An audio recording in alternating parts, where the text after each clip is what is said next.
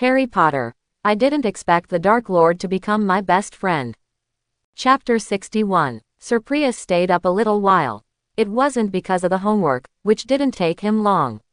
He just read for a while and boiled some medicine in the spare crucible in the dormitory before going to bed. He needs something to dispel the ambiguous factor in his mind. This is an area where you can't rely on books for help, and it's not easy to ask the people around you for help, so Serples is a little nervous, or timid, and he doesn't know how to deal with it.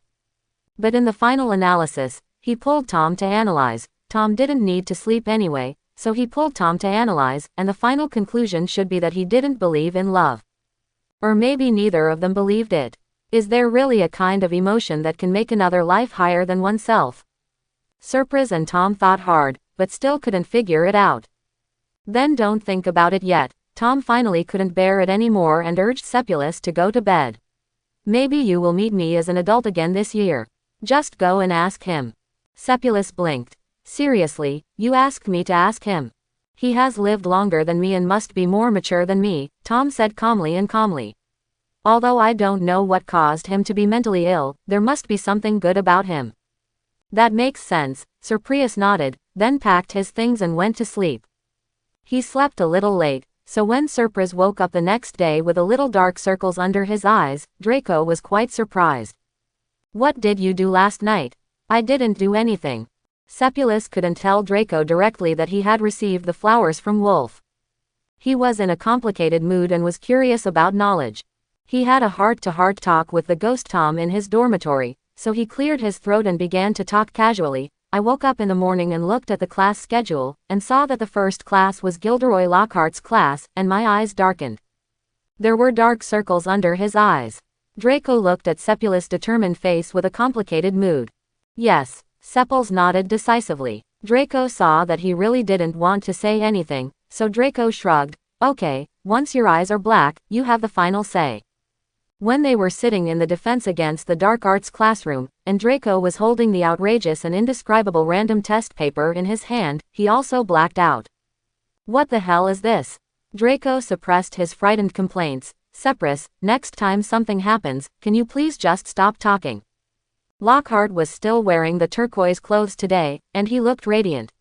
He leaned on the podium and picked up a book from the table of his classmates in the front row. It was Walking with Trolls, his own book. On the cover is a photo of himself winking.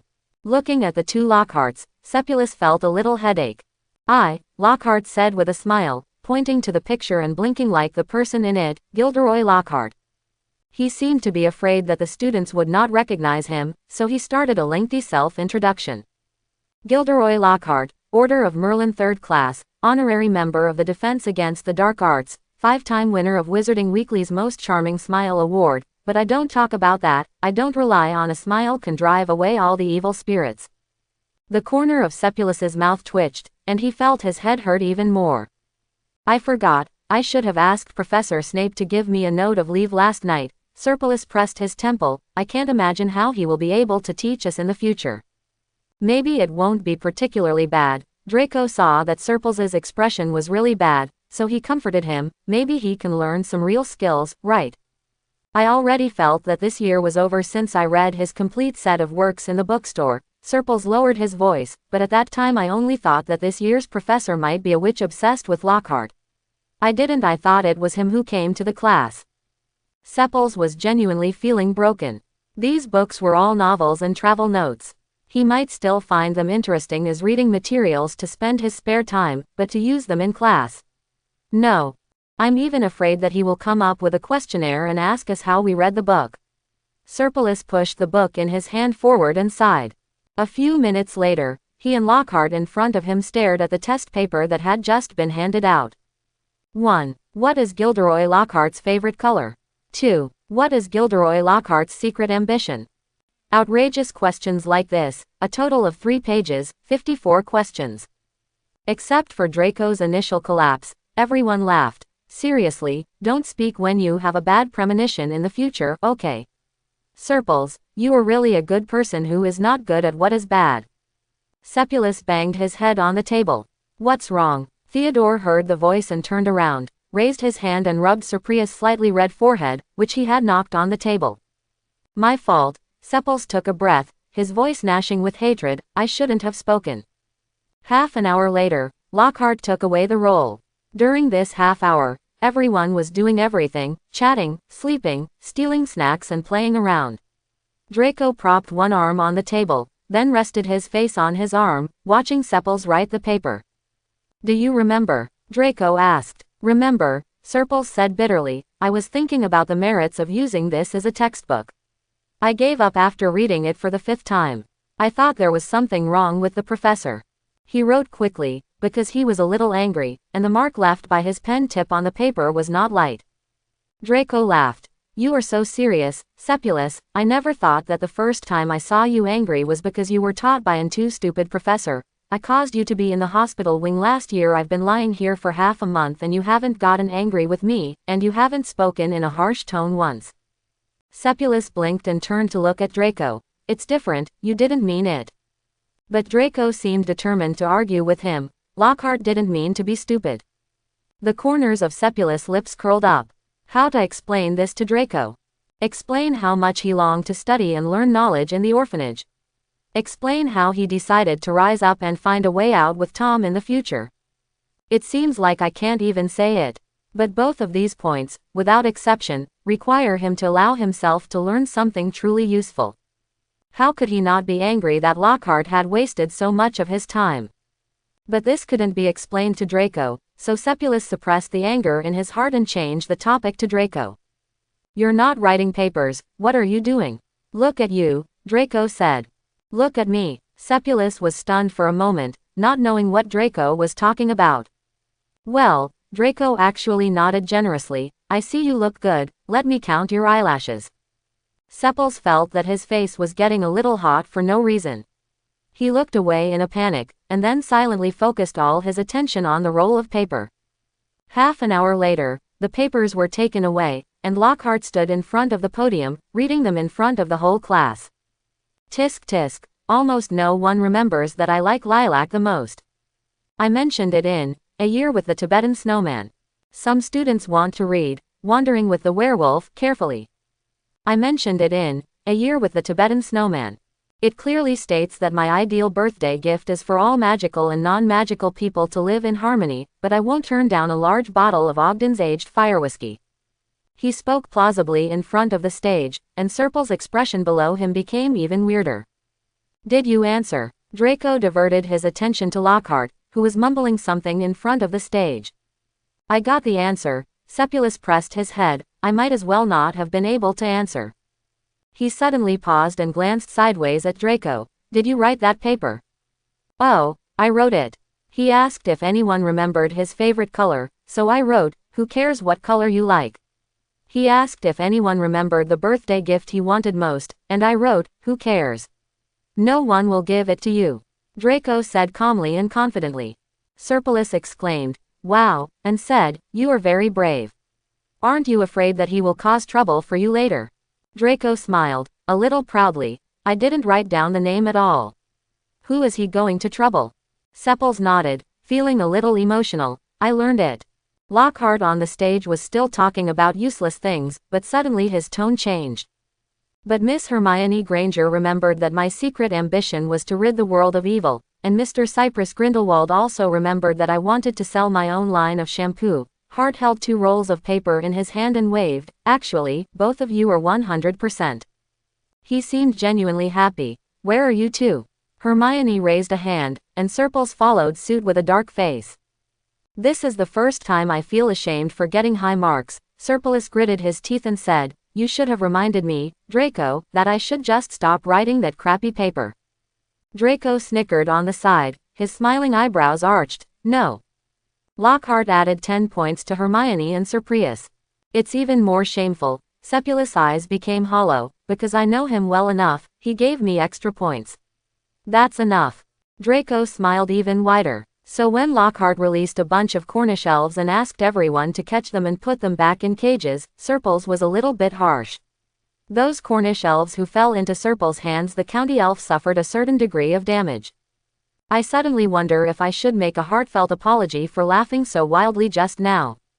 Draco said as he watched Sepals burn a Cornish elf to ashes with a fire spell, and then a gust of wind blew from the front of the wand, making the dust disappear completely. His Adam's apple rolled up. You wouldn't be angry with me that day, and then you would light me up too. Sepulus glanced at Draco. There's no need to worry about that. I'm still worried, Draco said seriously, but he's really handsome, really. Sepulus responded vaguely, his ears turning slightly red again. After returning to Hogwarts, daily exercise no longer consisted of climbing up and down the stairs in Ermengarde. After dinner, Sir Prius walked around the atrium of the castle a few times, and suddenly saw Ginny Weasley. The little girl was sitting under a pavilion, with no one around, looking around at something. Don't go there, Natasha suddenly reached for Serpulus's ear, she has a bad feeling about her. Sepulus was stunned for a moment. He was walking straight forward and then turned around a statue. What? I can't tell you what it feels like. Natasha placed her head next to Serpulus's ear, her cold body giving Serpulus a slight itch. If I insist on saying it, I might have nothing to do with that professor named Quirrell. The feeling on my body is similar, but not the same. Sepulus couldn't help but speed up his steps, same as Quirrell. Are you sure? No, the problem with Quirrell is because Quirrell is possessed by Riddle. Could it be that Ginny is also possessed by Riddle? I'm not sure. Natasha flicked her tail irritably. I don't feel good anyway, so you'd better stay away from her. I know, Sepulus nodded to express his understanding. It's not like you don't know that I care about my life very much. I just need to stay away from her. But Sepulus wanted to stay away from Ginny, but Ginny didn't do as Sepulus wanted. In the next period of time, Sepulus could always see Ginny Weasley in various places. He can always appear next to Sepulus, although he is not close, but because of Natasha's warning, Sepulus always feels uneasy when he sees Ginny Weasley. Especially when Ginny Weasley appeared too many times, people around Sir Prius also noticed. It was Astoria Greengrass who made the point. Although the little girl received a lot of indifference from Draco, she was very good at saving the country and appeared next to Daphne under the banner of various sisterly affections. Daphne couldn't really push her sister away, so in the end, although Astoria didn't completely squeeze into their circle, she still got a position similar to that of an observer. One day during dinner, she seemed to say unintentionally, that girl from the Weasley family seems to like Sepulus very much. The light words attracted most people's attention, and Draco's brows frowned visibly. What? She and I are both in first grade, but I think she will always appear next to Serpulus, Astoria said obediently, holding the small cake in front of her. She also has a relationship with Slytherin. Students have asked about Serpulus. Blaise touched his chin and thought for a moment. It's true, I did see the little girl from the Weasley family several times. I thought it was an illusion. It turned out that she came for Sepulus. It's nothing. Sepulus frowned slightly. It's just a coincidence. But you said you stayed at the Weasleys for a few days. Theodore's voice joined the conversation lightly. Sir Prius looked sideways at him, always feeling that Theodore's voice seemed a bit cool. It's really an illusion. Serpulus felt that he needed to explain his innocence a few more words. My sister and I have only met a few times. It must be an illusion. Draco just snorted coldly, looking at the back of Ginny Weasley sitting at the Gryffindor table. It's best. Draco was a little unhappy, and Theodore seemed a little unhappy, but Theodore's unhappiness was not obvious, and Sepulus was a little confused, not knowing where their unhappiness came from. What is going on? Sepulus was a little confused. Are they both in love with Ginny Weasley? But it shouldn't be possible, neither of them have a very high opinion of the Weasley family. Sepulus was confused, but Sepulus didn't say anything. Then he was detained by Draco over the weekend. You have to go watch my Quidditch training. Draco knocked on the door of Serpul's dormitory. This is my first training.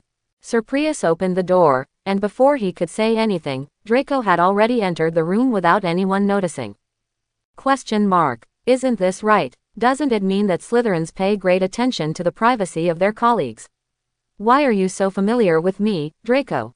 However, Serpul's believed that there was nothing in his room that Draco could not see, so he let him go. The room is a little messy, Serpulus said, feeling a little guilty. I was studying the potion ratio recently. Professor Snape asked me to study it myself first, and I didn't want to fry the pot and go back and forth in the dormitory. Just doing an experiment. His official pot of love potion is still simmering in Professor Snape's office, but he also has a row of pots at the same pace in his dormitory. He conducts experiments on himself every day, and then mixes the pots that he thinks are the most perfect. Reproduction in Professor Snape's office. He was too timid to explode the cauldron in Professor Snape's office. He felt that if his pot did blow up in Professor Snape's office, he might have to blow it up in Professor Snape's office too. He cherishes his life and doesn't want to die. And as I said, it's fun to try new methods of boiling medicine every day. I should go to Durmstrang on the weekend. Sir Prius waved his wand and cleared a sofa for Draco to sit on. When are you training on the weekend? Saturday afternoon. Draco snuggled into the sofa comfortably. It's just a day for you. You can go to Durmstrang to stay with Wolf all the time on weekends. Why don't you stay with me occasionally? Sir Prius wanted to say that was not the case, but in the end he nodded. Okay, then I'll tell Wolf in advance that I won't go this Saturday. Draco nodded with satisfaction. Well, it's not a big deal if you don't go there once in a while, but I'm more important in your heart. Who gave you the flowers? Draco sat upright on the sofa in an instant, then stood up and ran to Serpil's bedside table before Serpils could react. There was the bouquet of blue roses given to him by Wolf. He didn't know what kind of magic had been cast there. After putting them there for a long time, the roses were still as delicate as ever, and they were the same as the fresh ones Sepulus picked from Godric's Hollow just now. Roses probably don't have much to offer. Because he felt that the vase he transformed with the transformation spell was not beautiful enough, Sepulus specially ordered a new vase for the rose to use as its new home. Couldn't I have bought it myself? Serpils didn't expect Draco to have such a big reaction. Looking at the roses in his hand, he looked a bit angry and bitter. Why such a big reaction? Draco's face turned slightly red. It didn't look like he was shy or anything. He seemed angry, but his tone was not as excited as before. You don't look like you can buy yourself flowers. If you buy flowers, 80% of the time you should be prepared to grind them into powder and throw them into your crucible. Sepulus said, "Ah," and nodded. Indeed. So who gave this to you? Draco's eyes moved away from the bouquet of roses and fell on Serpil's face. Not. Sir Prius was stunned. Did Theodore offend you? Why did he suddenly call Not? It wasn't him, it was Bull who sent it. The German wolf. Draco's expression changed again. You don't understand. Forget it, it's okay. Sir Prius was obviously confused. Is there anything I need to know? No, Draco replied decisively. You can just go and watch me train on Saturday. Sepulus nodded in understanding. Draco seemed a little angry when he left, leaving Sepils confused. Sir Prius went to tell Wolf about his inability to come over on Saturday. As he expected, Wolf did not stop or refute. He just nodded, then took out the suit from the cabinet and packed it in a dust bag. The clothes were handed to Serpils. The court will be drying out. Wolf handed the clothes to Sir Prius. I ordered them before. I thought you could use them when you went to watch me play Quidditch. Sir Prius pinched the dust bag and said, you also play Quidditch? Yeah, Wolf nodded. Hitter. Sir Prius looked at Wolf's well-defined muscle lines, and then at Wolf's slender and tall figure, and felt that the batter really suited him, and he looked so powerful. Then when will you train or have a game next? Sir Prius said very short-handedly, I'll come and see. It still depends on your time. Wolf did not give a clear time. The class schedule at Hogwarts is different from Durmstrang's. It depends on your convenience. Sepils said, oh, and wrote his own class schedule to Wolf. This is my class schedule. I actually have quite a lot of free time. You can see when you are free and I am free. Just call me over. Wolf nodded and pressed the paper under the glass of his desk. Okay. The weather was very good on Saturday, and since there was no need to go to Durmstrang, and Draco's training was in the afternoon, Sepulus rarely allowed himself to have a sweet sleep that allowed him to wake up naturally. He left the dormitory just before lunch. Draco was already sitting in the common room, looking quite proud. He leaned back in the armchair with his chin raised, which made Sepils feel as if he was what animal? After thinking for a moment, I felt that I knew it. It might be a peacock spreading its tail. Are you awake? Draco waved to Serpils. It's rare to see you come downstairs at this time. A lot of luxury. Sir Prius smiled and sat down on another sofa. I just woke up after a late sleep today. you look very handsome today, Draco." Draco was wearing the uniform of the Slytherin Quidditch student team. He was naturally good-looking, and could be said to look good in anything he wore. But when he suddenly changed his style, he looked different from usual, and even more eye-catching. "Really?" Draco snorted a little proudly, "I'll be more handsome in a while." Sleeping in made one feel tired, and Serpils finished his lunch lazily and in an erratic state, and then followed Draco to the Quidditch pitch. "Aren't you going, Pansy?" Thupples paused and greeted Pansy. Although Draco didn't seem to like Pansy, Pansy seemed to like Draco. Serpils thought silently that he didn't like that little girl from Astoria very much, so he still tried to match Pansy up. "All right." Pansy looked at Serpils' sincere face and suddenly smiled, very gently. "Thank you, Serpils, I have something else to do today, so I won't go." Sir Prius nodded regretfully, and then followed Draco out of the Slytherin lounge. Seeing them leaving, Daphne came over and sat down next to Pansy. "Hey, you really don't want to go?" "My sister did. Seprus invited me to go with good intentions," Pansy said with a smile that never faded, "but if I go, Draco will be unhappy, right? The Malfoys are indeed a very good family. I do like Draco as my marriage partner, but that doesn't mean I have to be a Malfoy."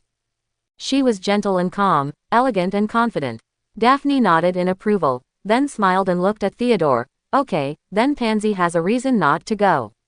"Why don't you go, Theodore?" "I'm not good at Quidditch." Theodore turned over the pages of the book in his hand without raising his head. "It's just a foil for Draco, there's no need."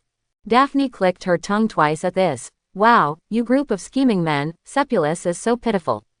Each one depends on his or her ability." Theodore remained calm. "It will take a long time."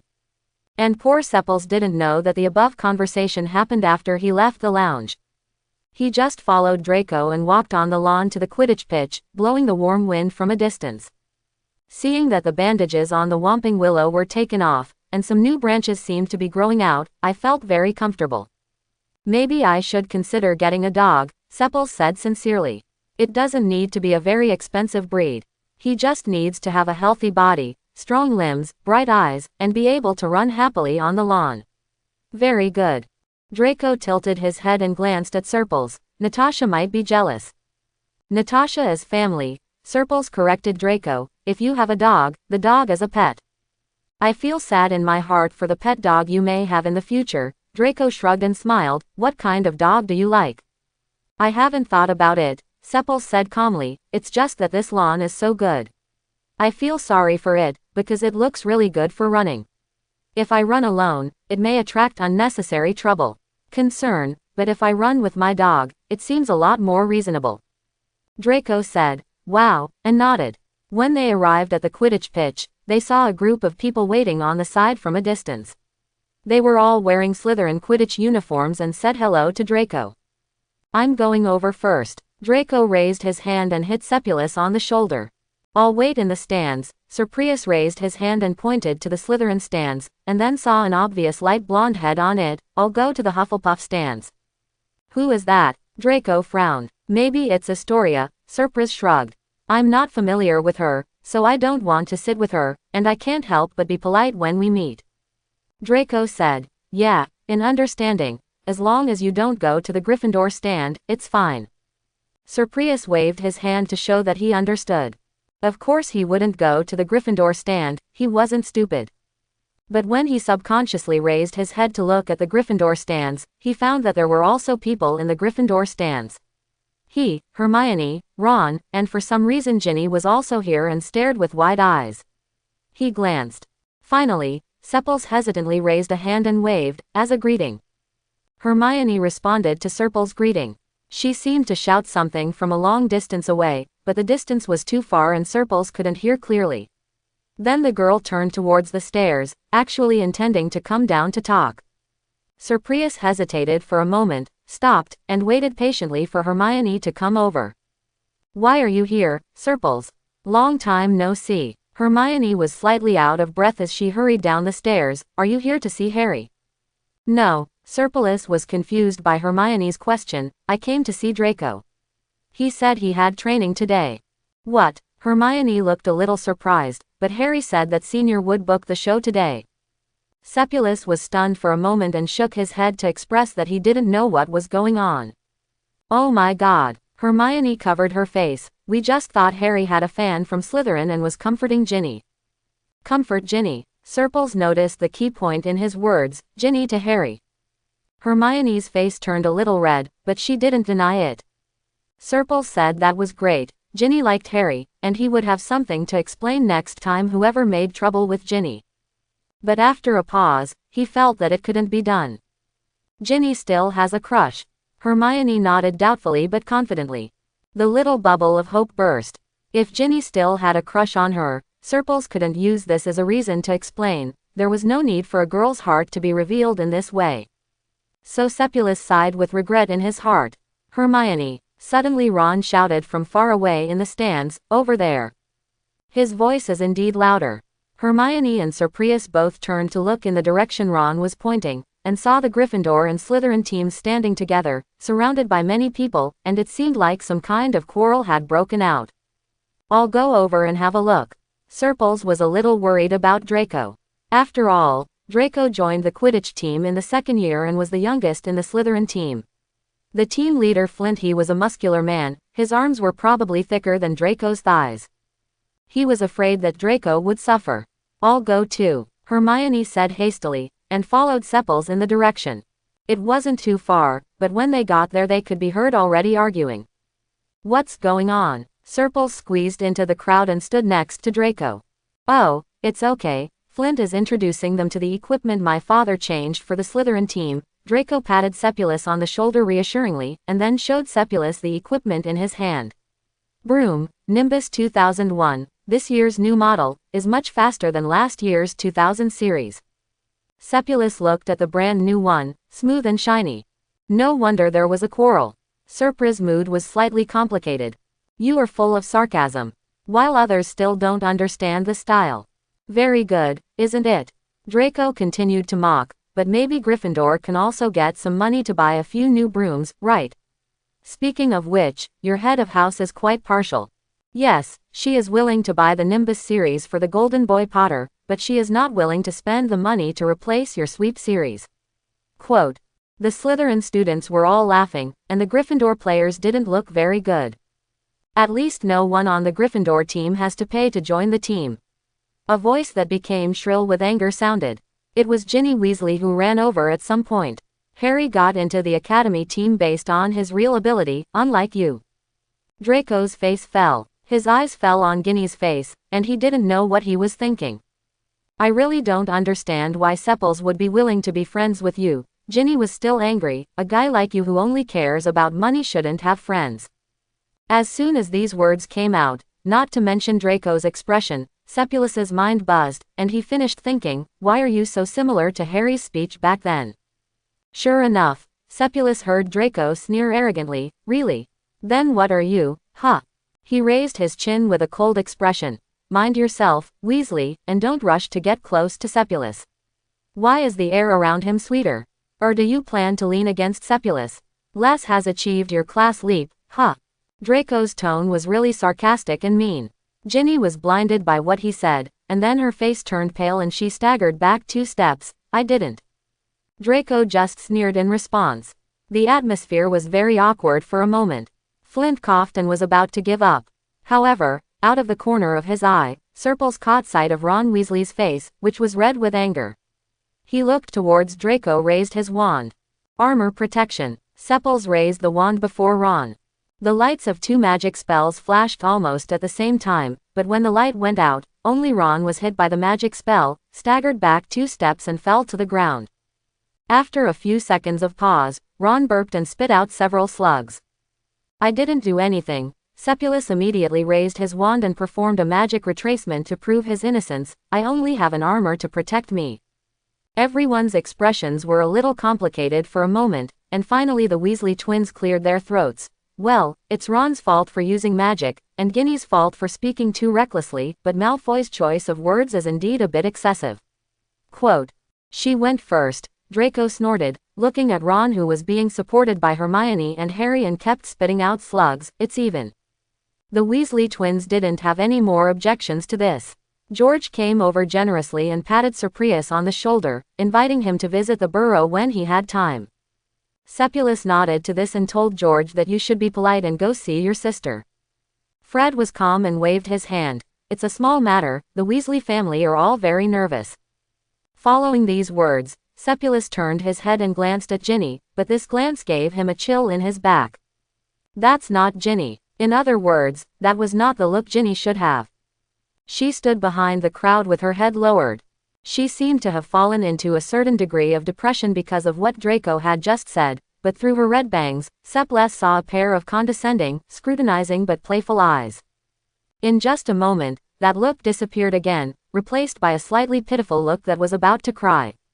But the chill behind Serples is still there, and it's not a lie. Is Riddle really possessing Ginny? Cerprius looked away. Just pretend to be stupid and pretend that I don't know anything and the trouble won't be found on me.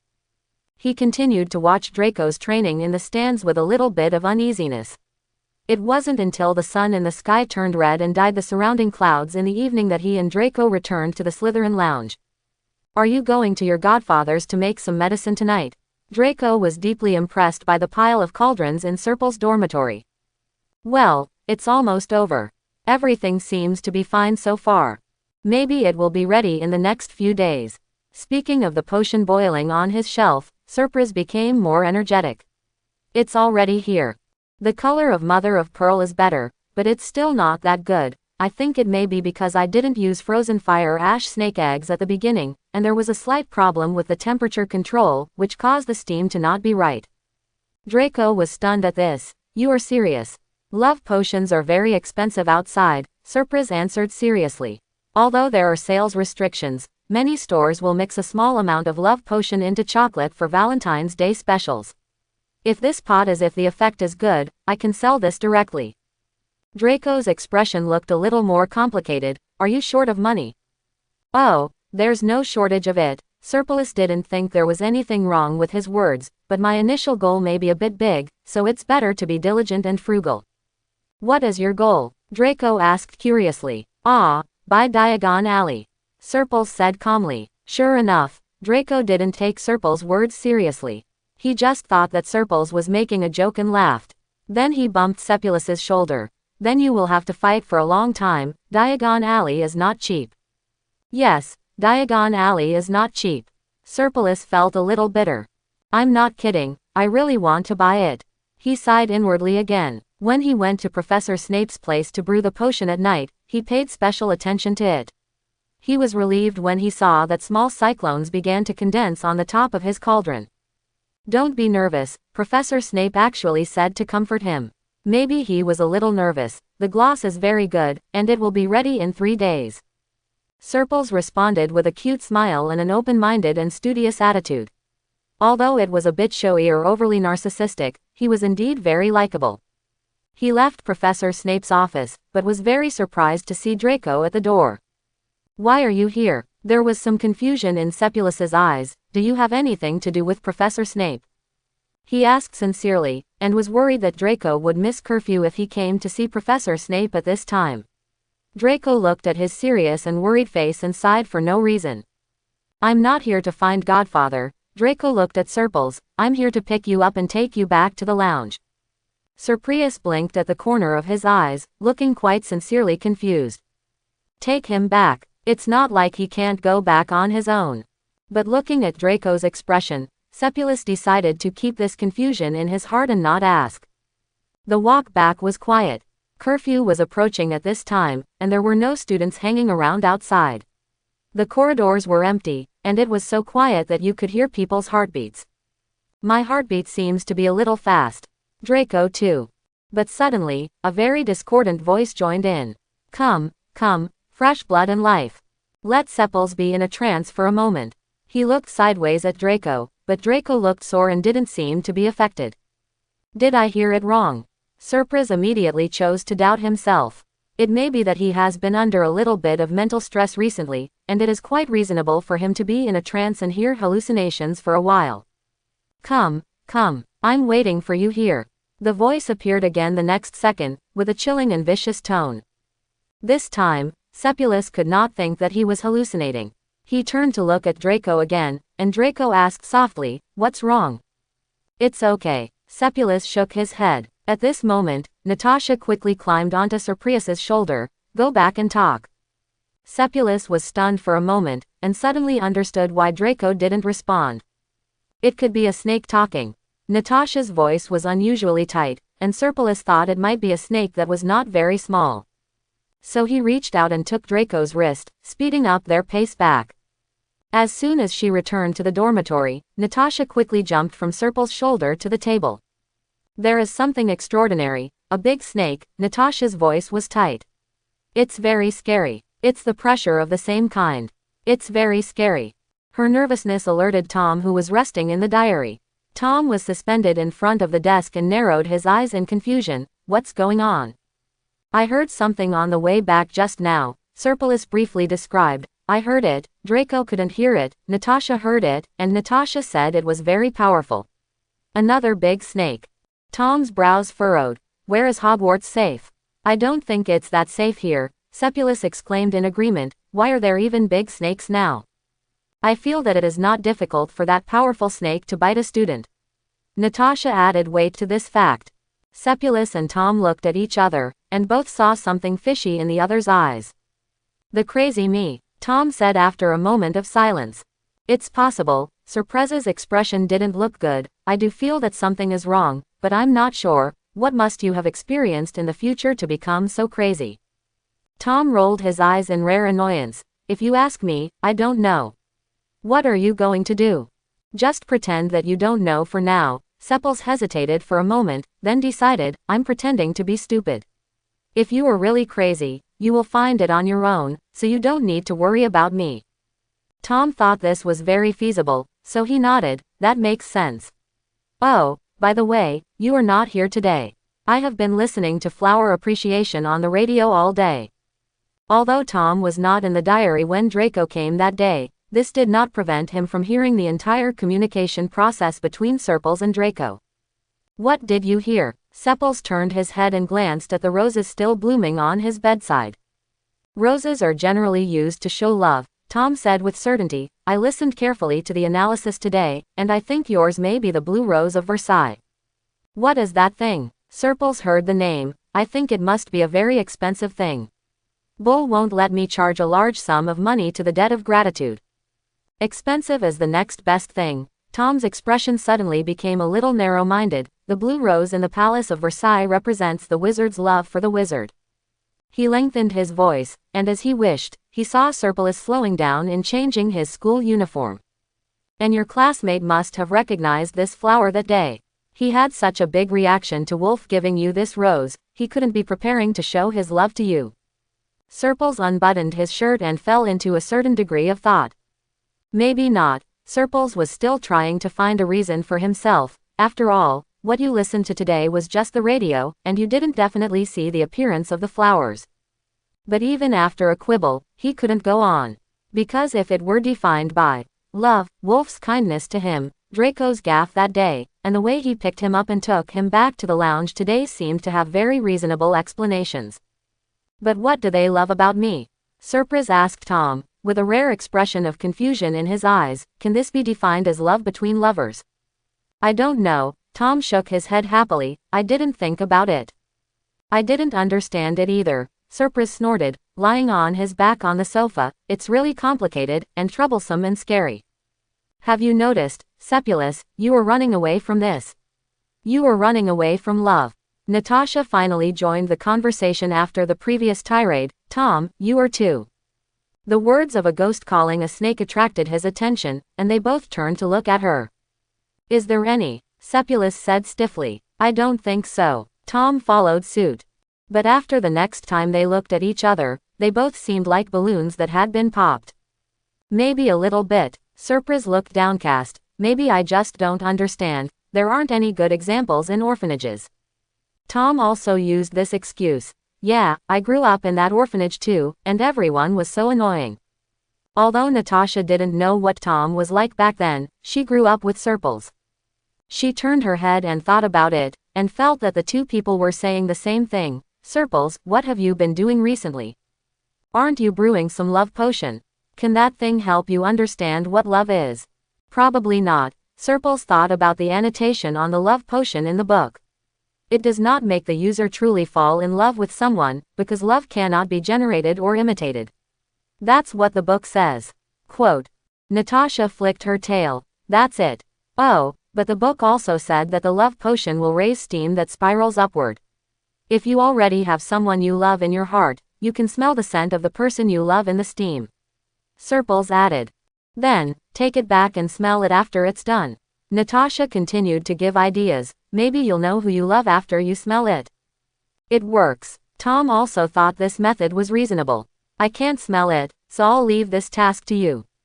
Sepulus nodded seriously. Serpil's potion talent did not disappoint him. 3 days later, with Professor Snape's affirmation, his love potion was freshly made.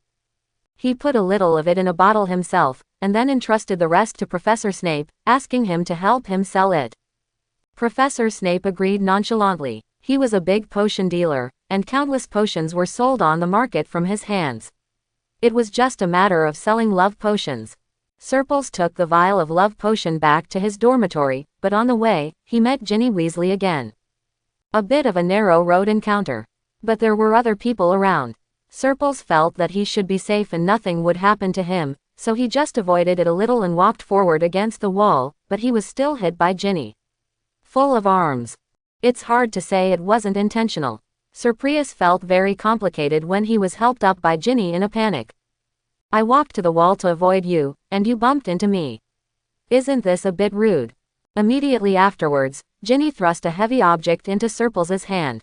The little girl ran away quickly, leaving Serpil standing in the corridor with the diary in his hand. He lowered his head and looked at this well-made diary that didn't look cheap, and he suddenly had a bad guess in his heart. Can't another Tom emerge from this diary? He just thought about it for a moment, and then immediately shook his head to get the thought out of his mind. Dear Salazar Slytherin, I never thought of such a thing just now. Please don't let it become a reality. I don't really want to see a Tom other than the Tom in my dormitory. He had thought about whether to simply throw away the diary in his hand and pretend that he hadn't seen it, but he was afraid that Ginny would pick it back up later and think of other ways to get the diary to him, so he finally stuffed the diary into his hands. I put it back in my school bag and took it back to the dormitory. Have you brought the love potion back? Tom quickly appeared next to Serpils, and Natasha also curiously leaned over and raised her neck to look around. Actually, I feel that the ones in our house can be considered finished products. I am quite confident in my craftsmanship, Surpris said, taking out the bottled magic bottle he brought back from his bag. He took the medicine and put the bag on the sofa aside. Is this the love potion? Tom looked at the liquid in the bottle with a little emotion and curiosity. It's really magical, smell it quickly. A ghost and a snake looked at the people in the room eagerly. Surprius nodded, unscrewed the bottle cap, then leaned over, carefully raised his hand and waved, sending the rising cyclone to the tip of his nose. But it has no taste. Sepulus was stunned for a moment and took another breath. Still no taste. He was so anxious that he didn't care about the correct way to inhale. He took the bottle and took a deep breath. Still nothing. What's going on? Tom saw that Serpil's reaction was wrong, and raised his hand to try to stop Serpil's movement, but he was just a ghost, and he couldn't touch Serpil's. Another hand pinched Surprius' wrist. Save it, little one, you can't smell it. Only then did they notice that there was an extra person in the room. His hands were too cold, which made Sepulus pull his hands out in a panic. It is the product of a love potion. Do you expect that you can find love from a love potion? This guy who suddenly appeared spoke lightly and with a bit of teasing sarcasm, causing Surprius to frown.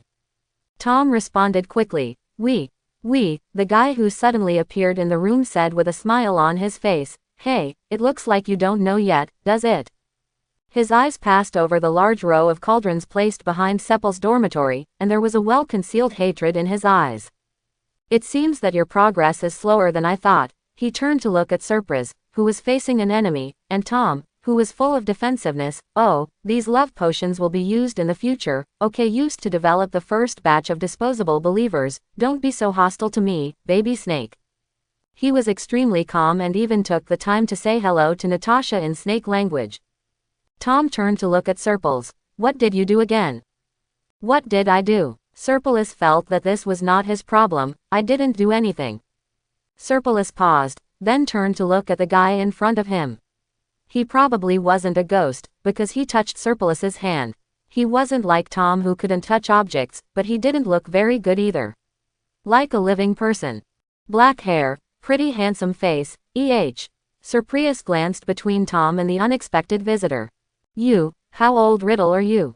Sir Prius thought he had discovered the answer to the matter. 16 years old, Riddle in front of him said calmly. Not bad, he's not too stupid, he actually reacted. You or me too. Tom floated over and stood in front of Serpulus.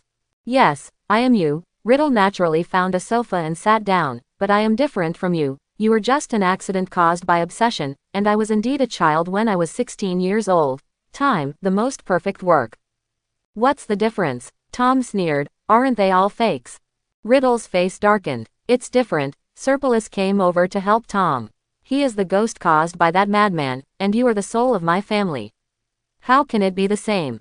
Riddle's expression worsened. After being stiff for a long time, he sneered. You two have a good relationship. It should be. Serpulus nodded with a smile. Although technically you are both the same person, 11-year-old Tom is much more likable than you. Riddle seemed to have heard some joke and raised his finger and pointed at Tom. Likeable.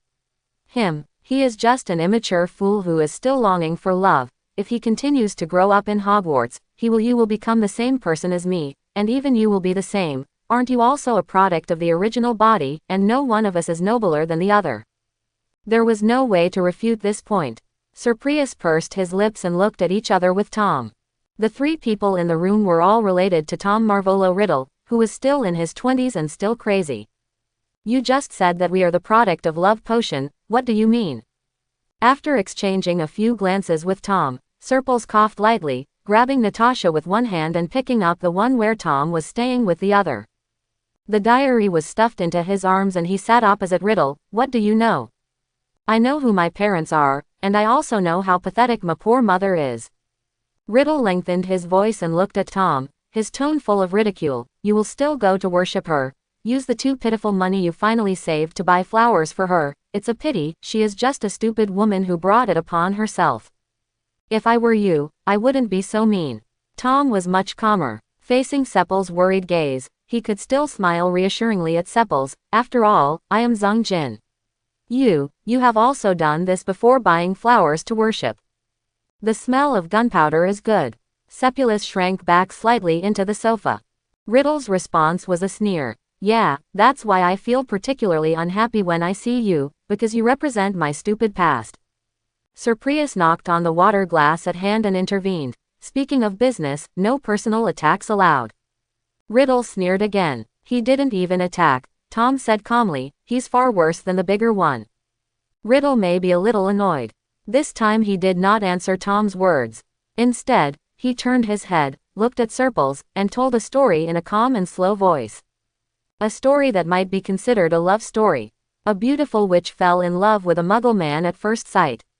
She desperately wanted to get the man's love, but the man kept away from her, just because the woman was a wizard and the man was afraid of this power.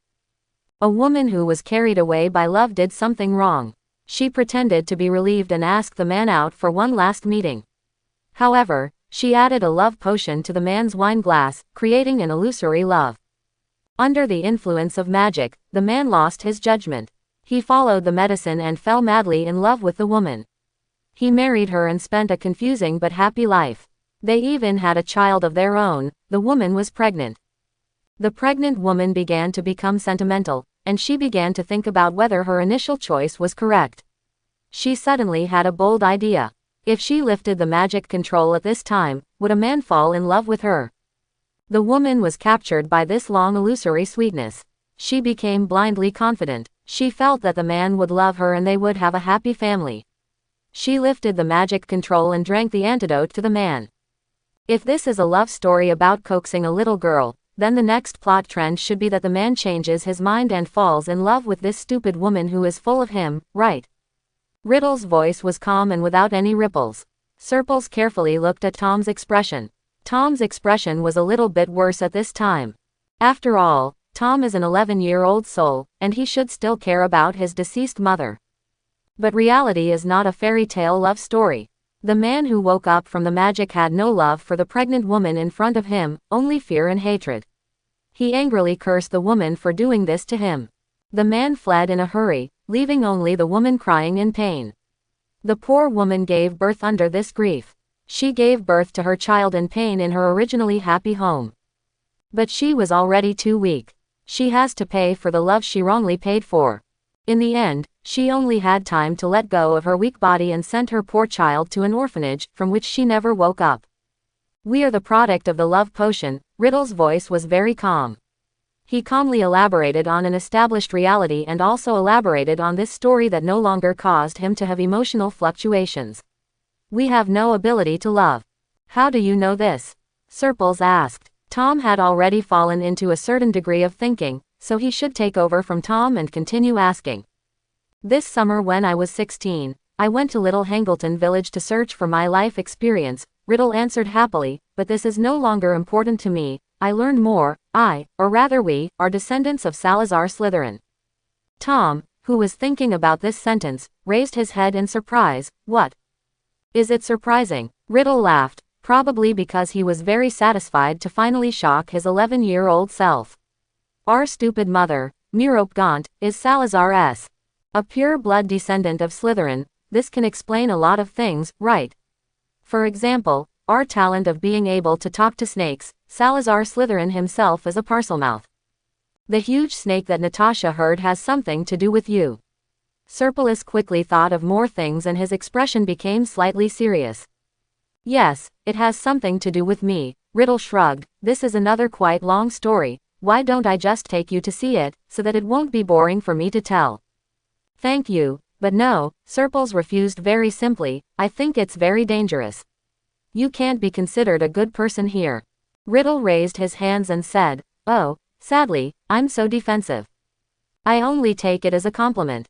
Surprius nodded, just say it. After all, it was you who took the initiative to contact me. I thought you might need me to do something. Riddle smiled. He stood up, walked to Seppel's side and sat down. When Seppels was about to get up and get out of the way, he turned sideways, leaned against Seppels, and hugged him. Seppels's waist, relying on his size difference, held Seppels in his arms, and then rested his chin on Seppels' head.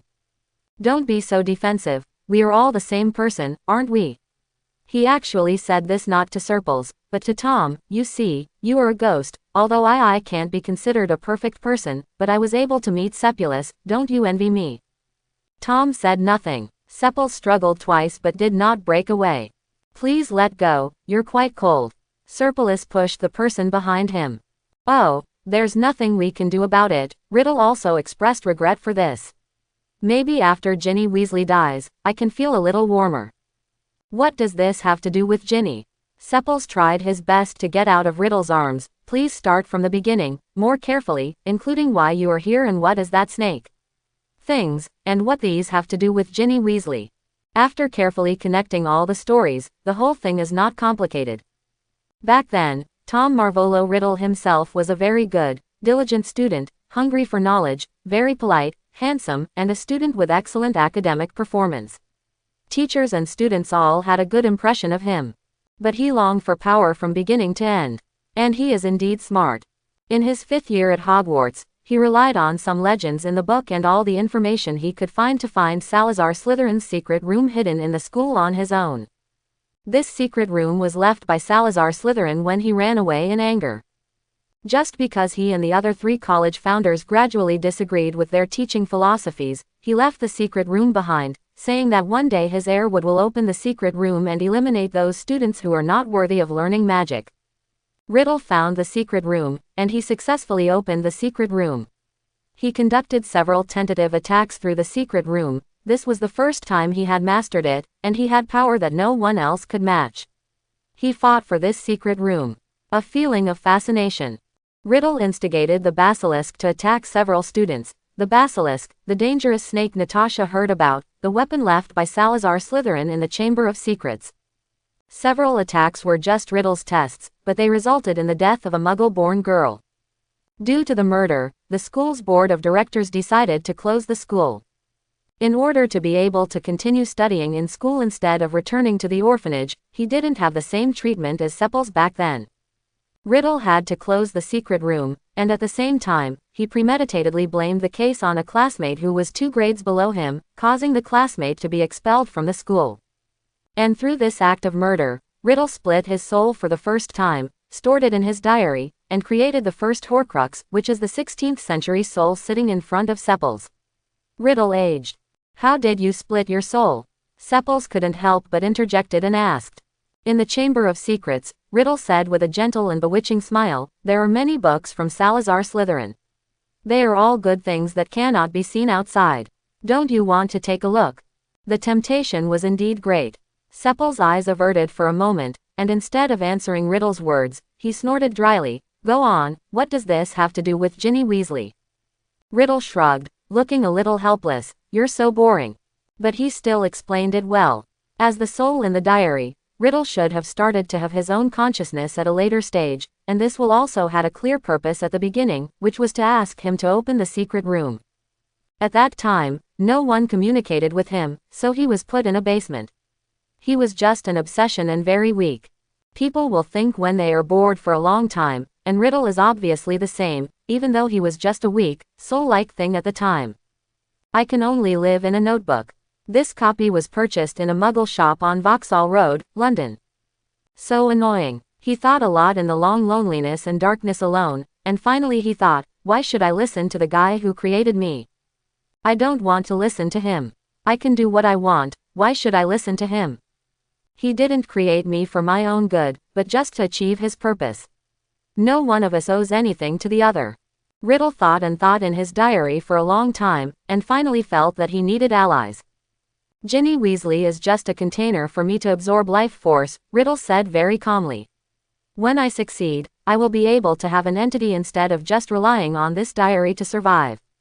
He smiled and licked the ends of Seppel's hair. I originally planned to fish in troubled waters and find a way to kill Ginny Weasley by using the excuse of the secret room, but I didn't expect that I actually learned about it from her mouth. Your presence, I think we can work together, what do you think, Seppels? I was born an orphan, brought into the magical world by Dumbledore, and I have a snake as a pet, you or me. Why don't we do something great together? Riddle was laughing, his smile was bewitching. People are arrogant and think, there is no reason. What's the benefit to me of cooperating with you? Serpolis pushed away Riddle's approach, his expression cold, not immune to his deception at all. What do you want? Maybe Salazar Slytherin's collection of books and treasures. Riddle was not annoyed when he was pushed away, but shrugged, I'm not interested in those things, my main thing now is the purpose is to gain freedom from the control of the diary. What you're talking about doesn't appeal to me, Serpolis refused simply. I now know that there is a secret room. Even without you, I might not be able to find it even if I spend some time. Riddle checked his hand. Don't be so absolute. This is a negotiation process.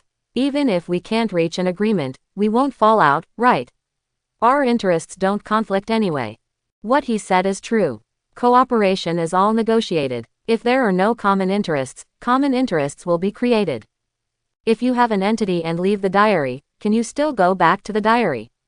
Serpels asked. It's hard to explain why there is an extra person in Hogwarts, and Mr. Dumbledore knows you. Can you leave, lose? I can enter the diary. Riddle paused, just like a hermit crab, the diary is my shell, and this shell can be replaced at any time.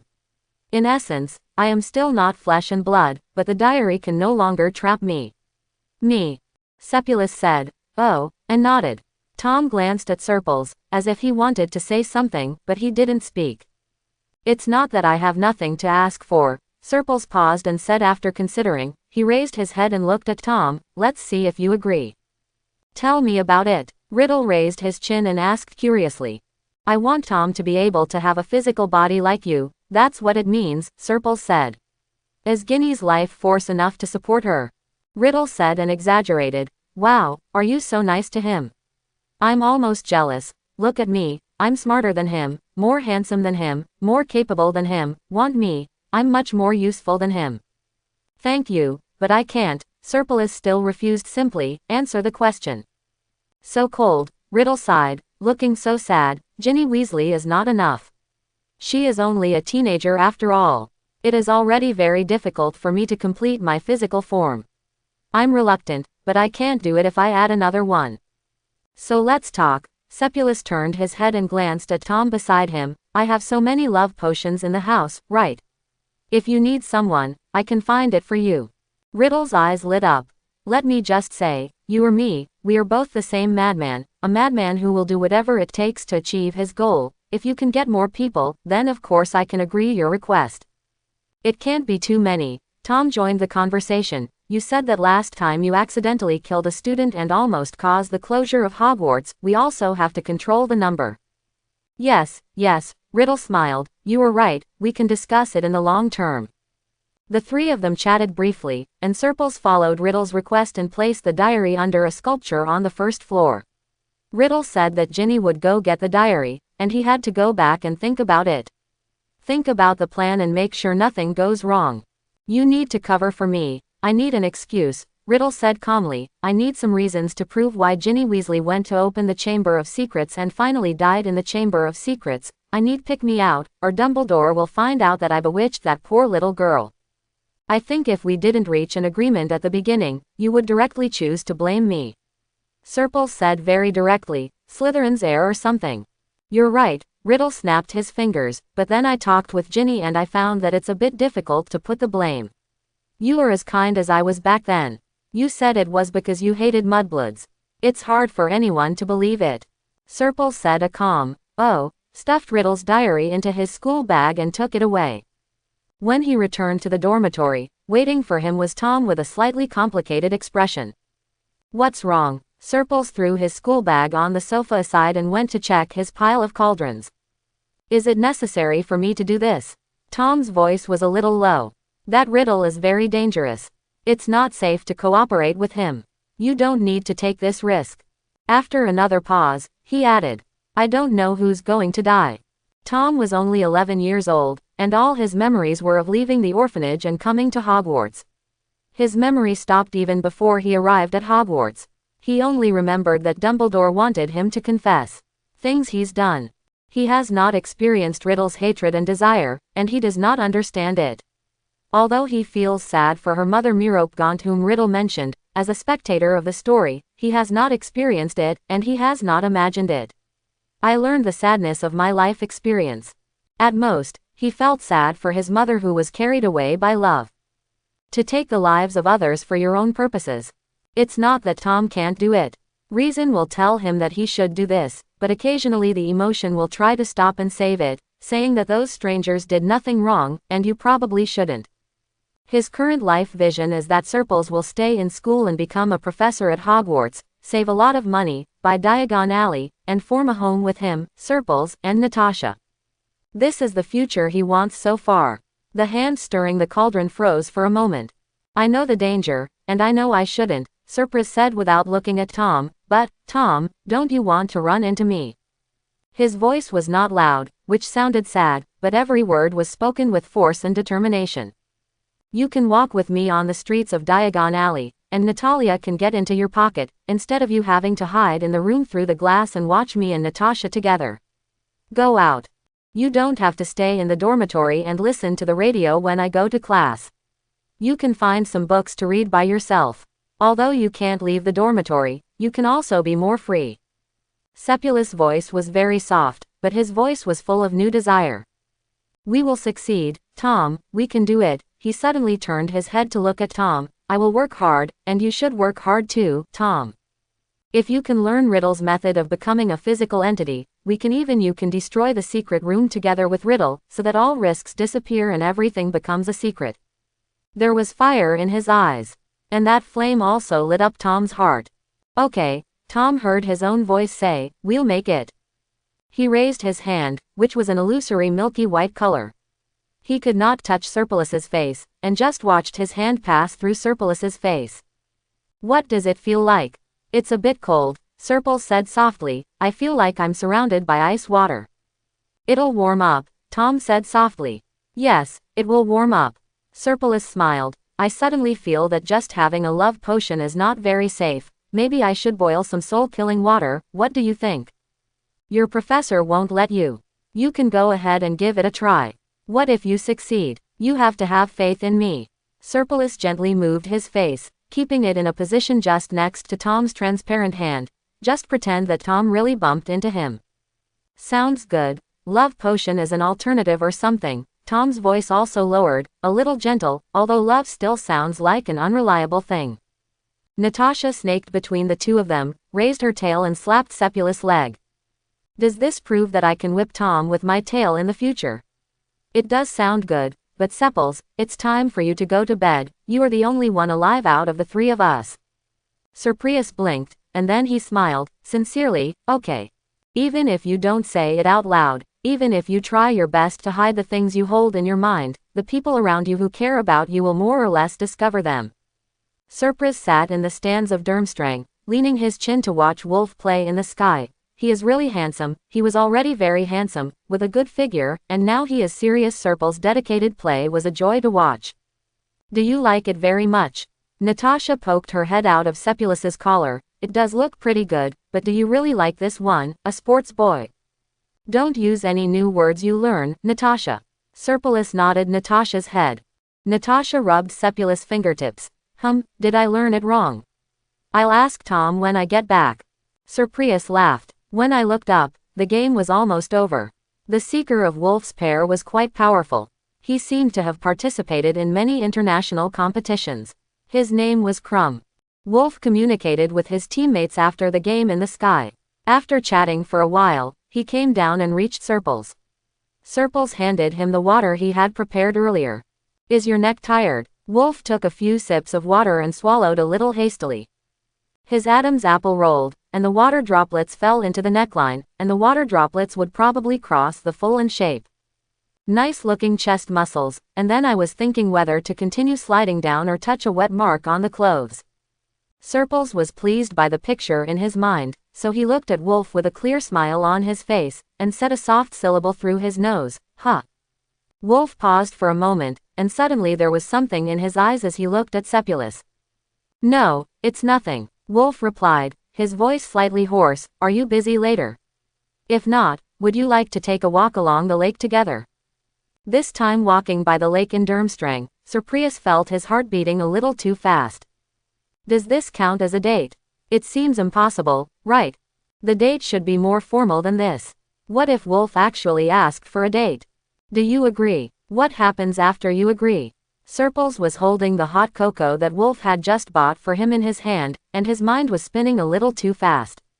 Are you worried? Wolf walked beside Serpils and asked softly. Why do you ask that? Serpils turned his head to look at Wolf and blinked. You looked very tired when you came here recently. Wolf's eyes fell on Serpil's face, describing it boldly but not offensively. Is there anything I can do? Serpils looked away and pursed his lips. You are always like this, so considerate that I don't know what to say. Wolf smiled softly. Do you like it? There was a smile on Sepulis's lips that he didn't notice. Indeed, I like it. However, he quickly suppressed his smile and turned serious, but I might be a little troubled and need your guidance. You said it, Wolf responded, waiting for Serpil's question. It's not that bothering you very much. When Surpris actually asked the question, he felt a little embarrassed. He coughed softly. Do you think people should really do it in order to achieve their own goals? By any means necessary. Serpolis was still confused. Being able to grasp it intellectually does not mean that it is clear when it comes to actual implementation. Even if he has thought about and studied every aspect, Serpils will still hesitate, not whether he is doing the right thing, that is obvious. He couldn't mention anything that was definitely wrong to anyone except himself, Tom and Natasha. But if he said he wouldn't do it just because it wasn't right, that was impossible. He still had to do it. Now he hesitates to be pretentious, just because he wants to gain recognition and make himself feel better. After all, he is still young, he still has a conscience, and he cannot be cruel. I may not be able to give you any particularly helpful answers, Wolf frowned and thought seriously. They kept walking and walked a long distance in the gap between thinking. I can only, this life is so short, just do what you want to do. Do you want to do what you want to do? Seppels muttered and nodded. I understand. I hope I can help you. Wolf said softly, his eyes falling heavily on the side of Sepulis's face. So the next time, when Harry was called by Lockhart to work in the office, he was surprised to see Sepples in Lockhart's office. Seppus. Harry's eyes widened in surprise. Why are you here? Lockhart blinked and laughed. Oh, you know each other, that's great, but come on, Harry, let me introduce you again. Cypress Grindelwald, my most loyal. I am a little fan of readers, and he remembers every word in my book. Now he is helping me proofread my new book. Sir Prius smiled sweetly, which made Harry's eyes pop out. It's my honor to be able to help Mr. Lockhart. I will mention you in the special acknowledgments of the new book. Lockhart winked cheerfully and arranged for Harry to sit down and continue his work of writing replies to Lockhart's fans. This night lasted for almost a week before something unexpected happened. First, Seppulus heard the voice of the basilisk again, empty and chillingly speaking words filled with the desire to kill. He didn't take it seriously, he just wanted to let it go after hearing it. Riddle said that the basilisk would not attack students yet, it was just being let out for a walk to breathe, but he saw Harry's hand the pen he was writing in stopped. He watched Harry raise his head blankly, his eyes passing over Lockhart and him. Did you hear anything? What? Lockhart looked up from the book in front of him. You asked when my new shampoo will be launched. Harry's expression froze, and Sepples shook his head gently towards Harry. But soon the sound of the basilisk sounded again, this time closer than the last time. Surprise imagined that the basilisk was walking in the pipe above their heads. Next time, give Riddle a professor's schedule to avoid making mistakes. Seppulus pursed his lips, and Harry raised his head again, with confusion on his face. You really didn't hear that? No, Harry. Seppulus raised his head and lied calmly. Are you too tired recently and have some delusions? Lockhart felt that what Seppulus said might be right. He glanced at Harry with a little worry, and then very generously gave both Seppulus and Harry a break, allowing them to go back and have a good rest. I'll take you to the Gryffindor lounge. Sir Prius patted Harry on the shoulder. You do look very tired. Harry wrapped his scarf. You really didn't hear it. It was a very loud, very close sound, right next to us. Seppulus looked at Harry's emerald eyes and shook his head. I didn't hear anything. After a pause, Seppulus spoke again. I still believe that Harry, you heard something. But Harry, you have to know that in the wizarding world, hearing sounds that others cannot hear is not considered a person. A good thing. He watched Harry, with a daze and confusion, say the password to the lady in the portrait in the Gryffindor lounge. After the door opened, he didn't forget to wave goodbye to Seppulus. He watched Harry walk away. As he walked in, a smile appeared on his face. He can also hear the language of snakes. Natasha just got out of Sir Prius's clothes at this time. She did what she could do very conscientiously, such as speaking in front of any outsiders. Place definitely doesn't talk to Seppulus. It should be. Seppulus smiled. This is an unexpected surprise. We have found the person we blamed. Sir Prius went back to the dormitory and told Tom about it immediately, and Tom was also pleasantly surprised. This went so well. How is the situation over at Lockhart? It's easy to get in touch with him. He's just a braggart. Surprise sank into the bathtub, soaking in the herbal bag Wolf brought him. I'm now curious about how he wrote those books.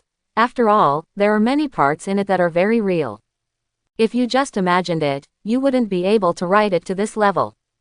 Tom said vaguely. Any guesses? My guess is that this guy stole other people's lives. Seppulus shrugged, using his hand as a small bowl and scooping up a handful of water, but that shouldn't be the case, given his exposure. Someone will definitely come to your door. Killed by him. Tom's thinking became more divergent.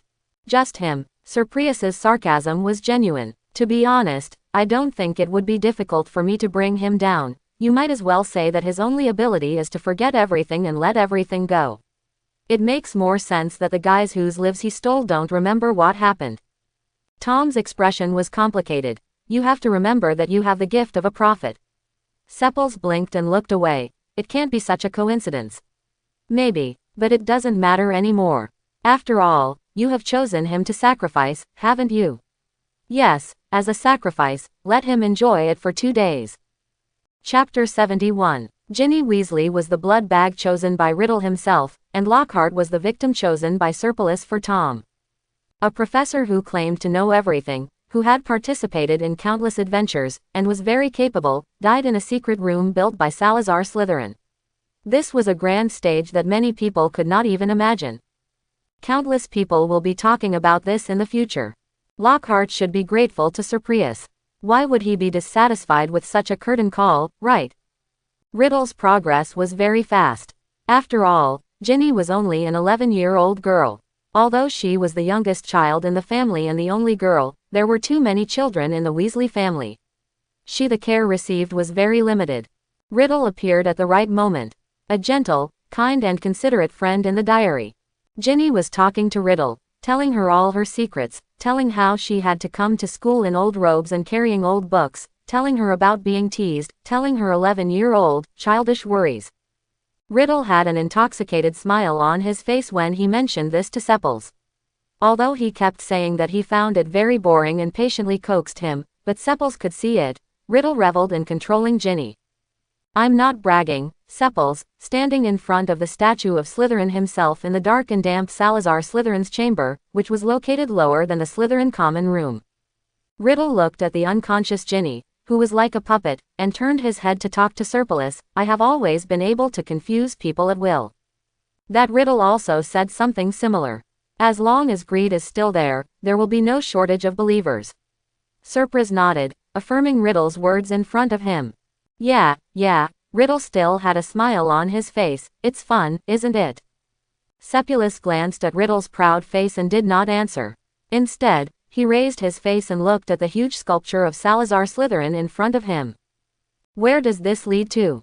The entire Chamber of Secrets is connected to the waterway system of Hogwarts.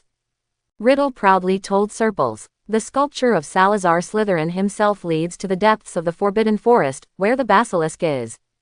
For so many years, I have been searching for food deep in the Forbidden Forest through this water pipe. Deep in the Forbidden Forest. Seppulus nodded. It's indeed very powerful. After confirming the partnership, Riddle seemed a lot more relieved about Serples, especially after Tom stopped talking to him, and he looked even more proud. It is indeed a bit floating. Surprise and Tom looked at each other. Maybe he really didn't take them seriously. In his heart, he probably felt that everything around him was under his control. In his heart, ordinary people were probably just ants. Serpolis, he and Tom may be a little stronger than ants, but they are just more advanced ants. Riddle felt that he was the master and could decide the life and death of the ants, so he never thought that the ants would affect his plans. I like this kind of blind confidence. Surprise collapsed on the bed. How are you doing there? It's not bad. He's not that defensive about me. Maybe he feels from the bottom of his heart that he was a fool when he was 11 years old. Tom's plan also went smoothly. Even though there were many inconveniences, he still remained unchanged. Be adaptable to all changes. I recently came into contact with a new concept. Tom suddenly said again, turned over on the bed and knocked on Surprise's forehead. As part of the cooperation plan, Tom shared part of Ginny's vitality. Although he is not as capable as Riddle in possessing most entities, Tom can already touch things in reality. Touch Seppulus. Natasha read the book again. It wasn't much. Tom said he thought it was enough, but Seppulus didn't think it was enough. What concept? Seppulus turned his head and lay flat on the bed, but turned his head and half of his face was sunk into the soft bed. Split the soul. Tom pointed to his chin and raised his hand to brush away Surprise's broken hair. It's a very interesting concept, and it has already been realized, the 16-year-old Riddle in the diary. It's the split soul, and he calls the diary where he lives a Horcrux. Split the soul, Seppulus said in surprise. Can a person live without a soul?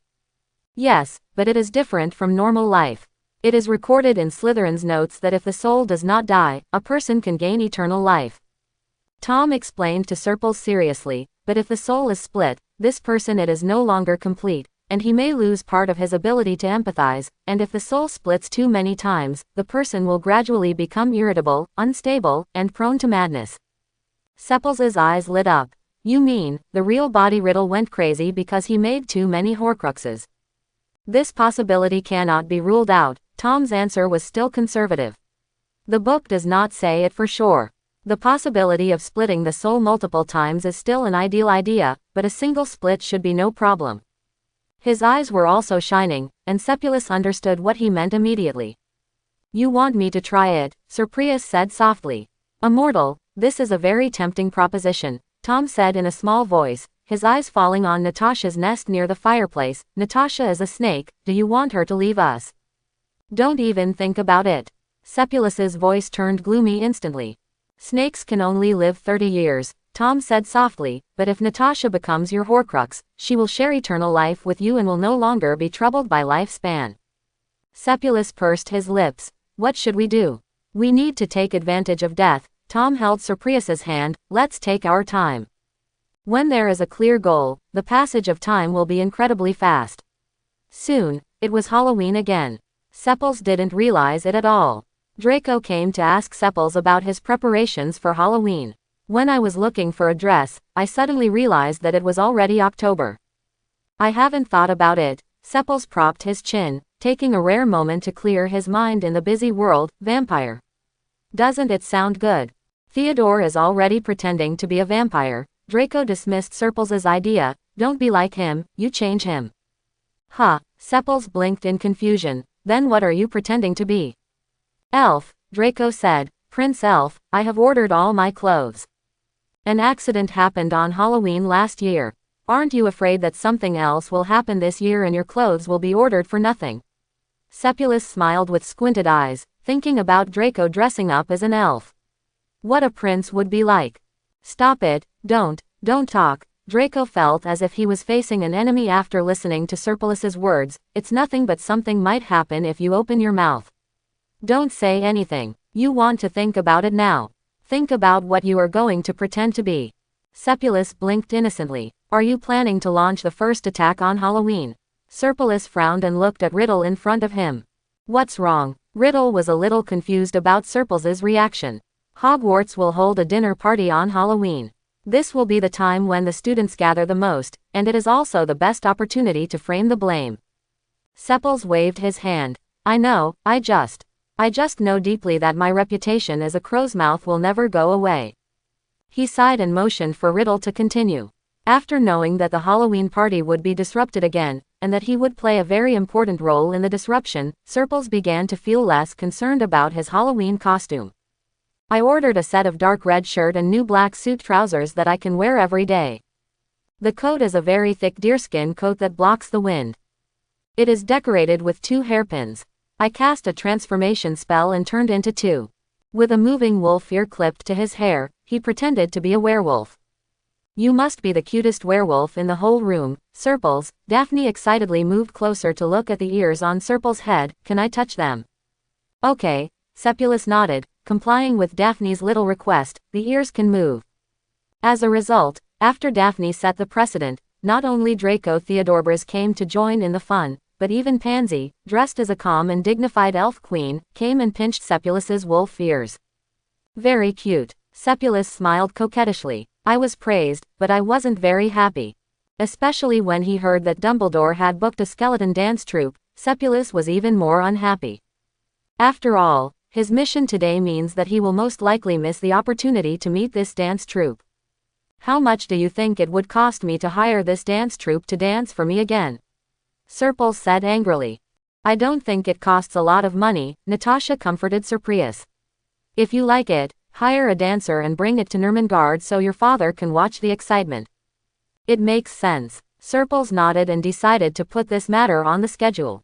On Halloween night, Sepulus stayed in Professor Snape's office for a while, watching his new doctor boil a pot of bone elixir, which was prepared for the subsequent Quidditch game to prevent students from falling during the game. Broken arms and broken legs. Professor Snape doesn't like the festive atmosphere of Halloween, where everyone is having fun together, so he will be the most advantageous timeline proof for Sepulus. When he heard the sound of the basilisk rising above his head, Sepulus cast a warming charm on his cauldron, then said goodbye to Professor Snape and walked to the auditorium. Naturally, his speed was not as fast as that of the basilisk. He had personally walked this journey many times and conducted experiments on how long it took to walk from Professor Snape's office to the second-floor lobby outside the auditorium. Sure enough, he walked to when he turned the corner outside the first floor, he saw water stains on the ground. Riddle had done his part. Surprius raised his legs and continued to walk forward, thinking about how he should fall and scream so as to appear pitiful without being pretentious. At this time, he saw Cedric coming from the corner. Oh my God, Slytherin, you are so kind to me. Serpils kept crossing himself in his heart, thinking that he was so lucky, so he stopped and showed a surprised look. Brother Cedric. Serpils waved cheerfully and stood there waiting for Cedric to come to him. Happy Halloween.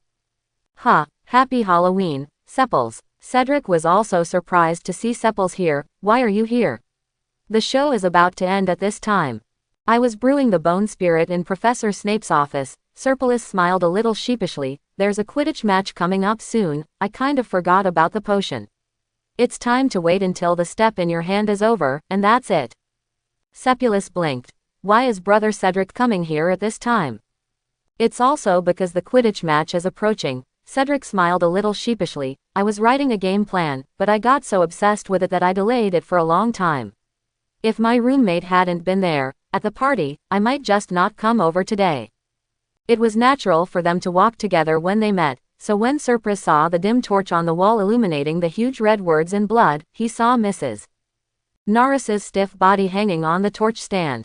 When he saw Harry Potter standing in front of the wall again, he let out a scream very naturally, and then shrank into Cedric's arms. Cedric subconsciously stretched out his hand to catch the boy who jumped into his arms. He also did not forget to grab the back of the boy's head and bury him deeper in his arms even though he was quite nervous. Don't be afraid, I'm here. Surprius's screams brought Harry Potter back to his senses. He turned back in panic and waved his hands at the two people, saying that it was not him who did it, and that this place was already like this when he came. Of course Sepulus knew it wasn't Harry. Although he also wondered why Harry appeared here, his original plan did not involve Harry. He and Riddle just planned to do a warm-up today to let everyone know that the Chamber of Secrets had been opened. But Harry actually delivered it to the door. This is awesome. Do you have any special physique? If something happens, you will definitely be at the scene of the crime. Sepulus complained in his mind, but it didn't stop him from shrinking into a small ball in Cedric's arms. Stand there, Harry, Cedric said with seriousness in his voice. He patted Serpils gently on the shoulder. Are you okay, dear? I may need your help to call Principal Dumbledore over. Quote. Sepulus raised his head from Cedric's arms, his eyes were red, and he was still crying as he was about to shed tears. Even the little ears on his head were drooped, but he still nodded seriously, agreed to the request to find Principal Dumbledore. But there was still no need for Sepals to look for it. Surprise's scream just now has attracted some students who were a little bored because the dinner was about to end. After they had drunk and eaten, they talked and laughed happily, with messy footsteps and pushing and shoving, of people poured into the corridor. But when they saw the situation in front of them and saw the cat hanging upside down on the wall, all the lively sounds disappeared. Everyone could only see Harry standing blankly in front of the wall, Cedric looking at him with a serious face, and Sepals hiding in Cedric's arms and panicking. The bloody writing on the wall was particularly frightening at this time. The secret room has been opened, and the successor is an enemy, so be on guard. The scene was chaotic for a while. There were more screams, noises, shouts and discussions. Cedric loudly ordered the students present to evacuate, not to gather, and not to discuss. He asked a Hufflepuff student next to him to invite Dumbledore. He arranged calmly and stepped forward to help Harry, who was sitting on the ground and explaining in a panic. Wait for Principal Dumbledore to come over. Cedric's voice was very calm. He comforted Harry, and then he obeyed. When other students came over, he never let go of Sepulus's in his arms. Back. Are you okay? Cedric asked softly. It's okay. Sepal's eyes were a little dodgy. I was just scared. It's okay. Cedric looked at Serpil's face, sighed, untied his scarf and wrapped it around Serpils's. Dumbledore arrived quickly, and he was obviously stunned when he saw the situation here, especially when he saw Harry and Sepulus both there. Minerva, Headmaster Dumbledore said, bring these three young gentlemen to my office. Professor McGonagall's face didn't look good either. She nodded, then quickly walked forward, supported Harry, and nodded towards Cedric. Cedric showed a slightly shallow smile towards Professor McGonagall, and then followed Professor McGonagall's footsteps, half coaxing and half holding Sepulus in his arms. I'm much better. Serpils tried to take away the hand held by Cedric. I'm fine. Appropriate weakness can attract pity, but is it a bit too much? Surprise felt Cedric's nervousness towards him, and felt a little guilty for no reason. Cedric just raised his hand and touched his head. He was really treated like a child. Sir Prius lowered his head and stared at the tips of his shoes. Even after sitting down in Principal Dumbledore's office, Cedric opened his mouth and asked for a glass of hot milk for Sir Prius. What's going on? Professor McGonagall was still serious. Seprus was frightened just now, Cedric said calmly, he needs hot milk. No, Professor. Serpulus thought his face might be red. I'm much better now, I don't need. Professor McGonagall's eyes stayed on Serpul's face for a while, and then looked at Cedric, who was still insisting. Suddenly, a helpless smile appeared on his face. You all need a glass of hot milk, maybe I need it too. When Principal Dumbledore returned to his office with Professor Snape, the two men saw the four people in the room sitting neatly on the sofa, each holding a glass of hot milk. Then I'll have a drink too, Dumbledore said after a few seconds of silence, choosing to do as the Romans do. What about you, Severus? No. Professor Snape's expression was not very good. He still had an iceberg face and stood there as if everyone present owed him 1,000,000 galleons. So what happened? Dumbledore's voice was still very warm and kind. Harry, tell me. Harry stood up excitedly since Dumbledore entered the door, but did not speak. Now, with Dumbledore's permission, he immediately spoke out. I didn't do it. I was attending the Ghost's Forbidden Party, and Nearly Headless Nick invited me, Harry said hurriedly. I saw this me on my way back. He spoke in a hurry, his face flushed with anxiety, but he was interrupted by Professor Snape. Why don't you go directly to the auditorium, but to the hall? This is not the shortest route from the Forbidden Party to the auditorium. Quote. Harry's face turned red. I want to go back to the Gryffindor common room first. Not going to have dinner? Mr. Snape raised his eyebrows. As far as I know, there won't be anything appetizing at the taboo party. Harry's face turned redder and he looked more embarrassed and anxious. I'm not hungry. Professor Snape smiled softly, for Harry's reason was totally untenable.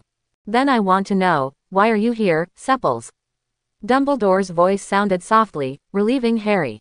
I'm coming from Professor Snape's office, Seppulus said in his mind, saying something he had already prepared and had rehearsed for Tom many times. I'm regenerating bone spirits to prepare for the upcoming Quidditch game. I was preparing for the game. I waited until the living flower reacted with the medicine and turned a safe milky white color before I left the professor's office. He paused, lowered his eyes and thought seriously, without looking at Dumbledore's face. Dumbledore was a wise old man, and he couldn't guarantee whether he would see any flaws by looking at Dumbledore's face. When I came up from the stairs, I saw Brother Cedric, Senior Cedric. We exchanged a few words and planned to go to the auditorium together. But as soon as I turned the corner, I saw the writing on the wall and Lori Mrs. Silk. Seppulus's voice was very low, as if he was very scared. Is this true? Dumbledore turned his eyes to Professor Snape and Cedric on his side. Cedric nodded. Dumbledore turned to Professor Snape. Where are you, Severus? Is that true? Professor Snape looked very dissatisfied and said in a bad tone. Dumbledore, I don't understand why you cling to Grindelwald, who has no problems, but keep silent about Potter, who is full of loopholes. What are you thinking about? Quote. Oh, don't be angry, Severus. Principal Dumbledore smiled gently. I just don't let go of any possibility, but of course, everyone is innocent until proven guilty. Professor Snape looked very annoyed. As you wish. Don't be so angry, Severus, Dumbledore said very calmly. Mrs. Norris still needs you, Mandrake Resurrection Potion. Professor Snape's response was to turn around and leave, but after taking a few steps, he turned back, pulled Sepples in front of him, and took off Hufflepuff's yellow scarf from his neck. Throw it to Cedric. I took it away, he said forcefully, and then dragged Sir Prius out of Dumbledore's principal's office. Sir Prius was really flattered. Professor, he said nonchalantly, and Professor Snape slapped Sir Prius on the head. It wasn't heavy, it was said to be a hit, but in fact it was more like a hard slap. Be calm lately and don't run around. He left such a sentence bluntly, then turned around and walked away, leaving only Sepples with his back with the corners of his robe billowing. Okay, Professor. Serples nodded in agreement, then trotted quickly to keep up with Professor Snape. Serples planned to share the night's events with Tom as soon as possible after returning, but found Theodore sitting in the lounge on the first floor. He saw Serples coming back and waved to him. Serpilus walked over, a little confused. Theodore, why didn't you go to bed? You couldn't have been waiting for me. Theodore must have dressed up carefully today. He seems to have put on makeup. Anyway, he looks even better than usual. He is a super beautiful young vampire. Waiting for you. You didn't go to the auditorium at night. I heard from Blaze that you seemed to be at the scene where the word in blood was found, so I wanted to stay and wait for you. Theodore still had a book in his hand, and he seemed to I read a book every time I sit in the common room. Cepulus smiled. Hey, you care about me so much, I'm embarrassed. What are you looking at? A History of Hogwarts. Theodore stood up the book and showed the cover of the book to Serpils. I heard about the Scarlet Letter and took a detour to the library. After all, and I didn't know much about secret rooms before this. Serpris became a little interested when he heard this, the Chamber of Secrets. This is also mentioned in Hogwarts, A History. After a pause, he added, so what exactly is the Chamber of Secrets? Is it a legend or a curse? Or is it simply a secret chamber in the literal sense? As a child from a non-magical world, he felt that he shouldn't reveal that he knew too much. The description in the book says that this is a sensational story. Theodore flipped through the book and smiled reassuringly at Serpils. It said that the Chamber of Secrets was left by Salazar Slytherin. There are terrifying beasts inside. When his descendants come to open the Chamber of Secrets and eliminate all those who are not worthy of learning magic, relatively speaking, if the Chamber of Secrets is really opened, Slytherin may still be the safest place. Cepulus nodded. That's right. It does feel like I feel more at ease in Slytherin. Serpris smiled at Theodore. Thank you for waiting for me here and comforting me, Theodore, but I was shocked at the time, but I'm much better now. I will definitely be able to sleep at night. Very fragrant. Theodore nodded, with a smile on his lips. This is the best. He collected the books, followed Serpils upstairs, and said goodnight to Serpils at the door of the dormitory. Serpils returned to the dormitory, tapped a rhythm on the table with his fingers, and then Tom left the diary and appeared in front of Serpils. Ever since they decided to plot against Riddle, Cepulus and Tom had agreed on a secret code. If the secret code was wrong, Tom would never leave the diary. How's it going? Tom asked softly. It went well. Serpilus took off his coat and threw it on the sofa, unbuttoned a few buttons on his shirt, and threw himself on the sofa. But Dumbledore doesn't trust me. The alibi was very strong, and even when I met Cedric on the way, he gave me a double insurance, and Harry broke the Scarlet Letter directly before me, so Dumbledore still doubted me more. He angrily took out a licorice wand and hung it in his mouth, relying on a little sugar to calm down. He doesn't trust me. Then we have to be more careful from now on. We must be picked out cleanly, and Riddle must die too. Cepil's eyes fell in the air unfocused. Riddle cannot fall into Dumbledore's hands, otherwise, according to his personality, in order to protect himself, he will not hesitate to sell Cepils and Tom, and then everything will be over. I found something in Slytherin's library. Tom stood behind Serpris, his cold hands loosening Serpris' shoulders. The basilisk's fangs can destroy Horcruxes. Serprius said, oh, can you win the trust of the basilisk? Basically not. Basilisk is very close to Riddle. It is difficult to convince him, and there is a risk that he will turn against Riddle. Then kill them all. Cepulus gritted his teeth. No surprises can be left. It's not easy to kill a basilisk, Tom reminded Serpris. Then throw Harry into it. Cepulus frowned. Dumbledore will not watch his knights charge into battle with nothing. No matter how bad he is, he will give his knights a sword. Bar. Tom sighed. Thank you. For a better tomorrow. Cepulus patted Tom's cold hand on his shoulder with his backhand. It's all worth it. I just hope everything goes right. He smiled again after speaking, as if to appease Tom's mood. I remember that there was a statue of the Virgin Mary on the 3rd floor of the orphanage. Should we also believe it and pray for it, just in case it comes alive, right? Quote. That's the Holy Mother of the Muggle world. You should offer it to the Wizarding world. Serpils indeed succeeded in diverting Tom's attention. You offer it to Merlin. What they are always willing to say when I listen to the radio. Merlin's beard, Merlin's blessing, maybe it's more reliable. Cepils was convinced. Okay, I'll go to the Ollery to make an order tomorrow. The secret room and the bloody writing on the wall caused panic for a period of time, but it did not last long. It may be because there were no subsequent scary events, or it may be because of the upcoming Quidditch match.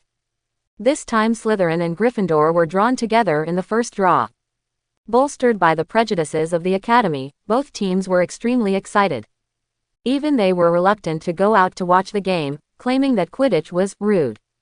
Pansy, who has no sense of beauty, dressed up as much as she could and went out with the Slytherins on Saturday. I think it's because it's Draco's first official appearance in the game. Surprise quietly leaned over to whisper to Theodore. In front of him, Draco stood on one side and Pansy on the other. Stolia, with a posture of hugging her from left to right, is very blessed. However, he himself did not look happy but a little troubled. He kept looking back, not knowing who he was looking at. Yes, it's very possible, Theodore said calmly to trouble Draco, the two of them have always been close. Where's your gentlemanly demeanor, Theodore? Blaise, who was listening, interjected. Theodore turned his head and glanced at Blaise, and actually smiled, your gentlemanly demeanor. Merlin, what did you do to our Theodore? Blaise's face looked a little horrified, who are you? Theodore just shrugged calmly. You should not be a gentleman all the time, Blaise, you have to seize the opportunity. Blaise said, wow, and hesitantly made a gesture of applause to Theodore, you were really scary. Sir Prius didn't understand what riddle they were playing, and he looked around a little confused and wanted to ask, but Daphne patted him on the shoulder, listen to me, don't ask. Sepulus, the competition starts at 11 o'clock at noon, but almost everyone has arrived at 10 o'clock, grabbing good positions, finding excellent angles and so on. Today is a bit humid and hot. There is a faint thunder in the sky, which seems to indicate the possibility of rain, so the seat with an umbrella in the center of the stand has become the most popular place. Serpils and the others were very lucky to grab it. Let's go. Draco and the Slytherins waved their hands and turned to go to the team's lounge. The Slytherin players were in high spirits, and everyone was holding their new brooms with great airs. It's indeed worth being happy. Blaise clicked his tongue twice. Gryffindor's Sideswipe series is incomparable to Nimbus 2001. Sir Prius' eyes once again fell on the brooms from the Malfoy family. Those brooms were no longer as new and smooth as the last time he saw them. It was obvious that each one had received frequent and good maintenance recently. Even Draco himself, Serpils has seen less of him recently, and has gone to Quidditch training. The house prejudice at Hogwarts is really serious. He couldn't help but think about that day on the Quidditch pitch. Who was the Gryffindor girl? Hermione or Ginny? What came out of her mouth was to accuse Slytherin. Quidditch team, mocking Draco is a team that relies on money. Serpils couldn't remember who had said this, but he hoped it wasn't Hermione. Hermione is just a little witch who has joined the wizarding world for less than 2 years. If she really blurted out this sentence, it would be too sad. It's a matter left over from history. Blaise touched his chin. Salazar Slytherin and Godric Gryffindor always quarreled, and then something happened again, harmful. Halfway through his words, he couldn't continue and could only cough, that's it anyway. Slytherin's reputation has never been very good. Everyone is used to it, just watch the game. Sepulus nodded silently and cast his gaze on the leaden sky. The game was slightly stalemate. The Quidditch teams of Slytherin and Gryffindor were relatively evenly matched, but the batters on Slytherin's side were more powerful than those on Gryffindor's side. Sometimes, for the sake of their own safety, the opponent cannot intercept everything. Therefore, the outcome of the final game will most likely depend on the two seekers. Sepil squinted his eyes and looked up to find Draco among the figures in the sky. After searching for a long time, he found that he was already flying very high, hovering over the entire stadium like Harry. Draco must not be afraid of heights, Sepulus muttered. My feet might be weak if I look down from that height. It started to rain. The rain is not heavy yet, but it has already caused the spectators in the stands to suffer and complain to a certain extent. For those players flying in the sky, the situation will only get worse. Under the overlap of raindrops and human figures, Draco and Harry could be seen moving. Both of them were very fast. They must have discovered the golden snitch and started to capture it, but very quickly, the marching route began to deviate, all the way from the sky to plunging into the wooden frame covered with cloth under the 4 grandstands. And neither of them slowed down. This is very dangerous. Daphne couldn't sit still for the first time. What is this situation? Draco and Potter saw each other in the sky, and were they going to have a spectacular love affair under the guise of catching the golden snitch? Quote. What an advanced metaphor. Serple's eyes widened, but he didn't know what happened. It can't be that the snitch has started to crawl into the shelf, right? Is the snitch so smart? Whether he watched Draco's training or Wolf's training before, the snitch would just fly in the sky honestly. There seems to be something behind you. Blaze squinted his eyes and actually took out a pair of retractable binoculars from his pocket. Is it a bludger? You actually brought the equipment from the astronomy class to watch the game. Serple's eyes widened. You are too well equipped. Be prepared, be prepared. Blaze raised the telescopic telescope in his hand. Next year, yes, the International Quidditch Cup will be held during the holidays next year. Then you can also go and see Serples. You will find that the equipment is all exaggerated, and there are some that can capture photos, record videos, and provide fixed point commentary, but now let me see if the thing chasing behind Draco and Potter is a bludger. The rapidly changing situation on the field was not going to give Blaze the opportunity to see clearly. Just when Blaze was looking at Draco and Harry attentively, Draco was the first to rush out of the stand. He fell out, and Harry fell out behind him, harder than Draco, and judging from his position, his arm might be broken. At this time, Blaze was finally able to accurately see what was happening below. He held up the telescope and sighed. The golden snitch is in Potter's hands, and Draco's leg is injured. Several people looked at each other, turned around and ran down the stands to check on Draco. Draco fell to the ground. The grass had become wet and muddy in the rain, but the expression on his face was unexpectedly calm. When he saw his Slytherin friends running over, he waved calmly. The leg may have been broken. I couldn't control the direction and fell out. He glanced in the direction of Harry, who was surrounded by the crowd. Potter caught the golden snitch. Several people in Slytherin were silent. They didn't know if they should tell the truth, but this is Draco's first official competition, shouldn't it be too disappointing? In the silence, Serples said, yeah, he caught it, he probably broke his arm. Oh, then he has better luck than me, Draco snorted. If my injured arm is also my arm, the golden snitch will be mine. He himself was very calm, but several friends around him could not be calm. Surprius took out 2 small medicine bottles from his pocket, took a look at them and handed one of them to Draco. Painkillers. Quote.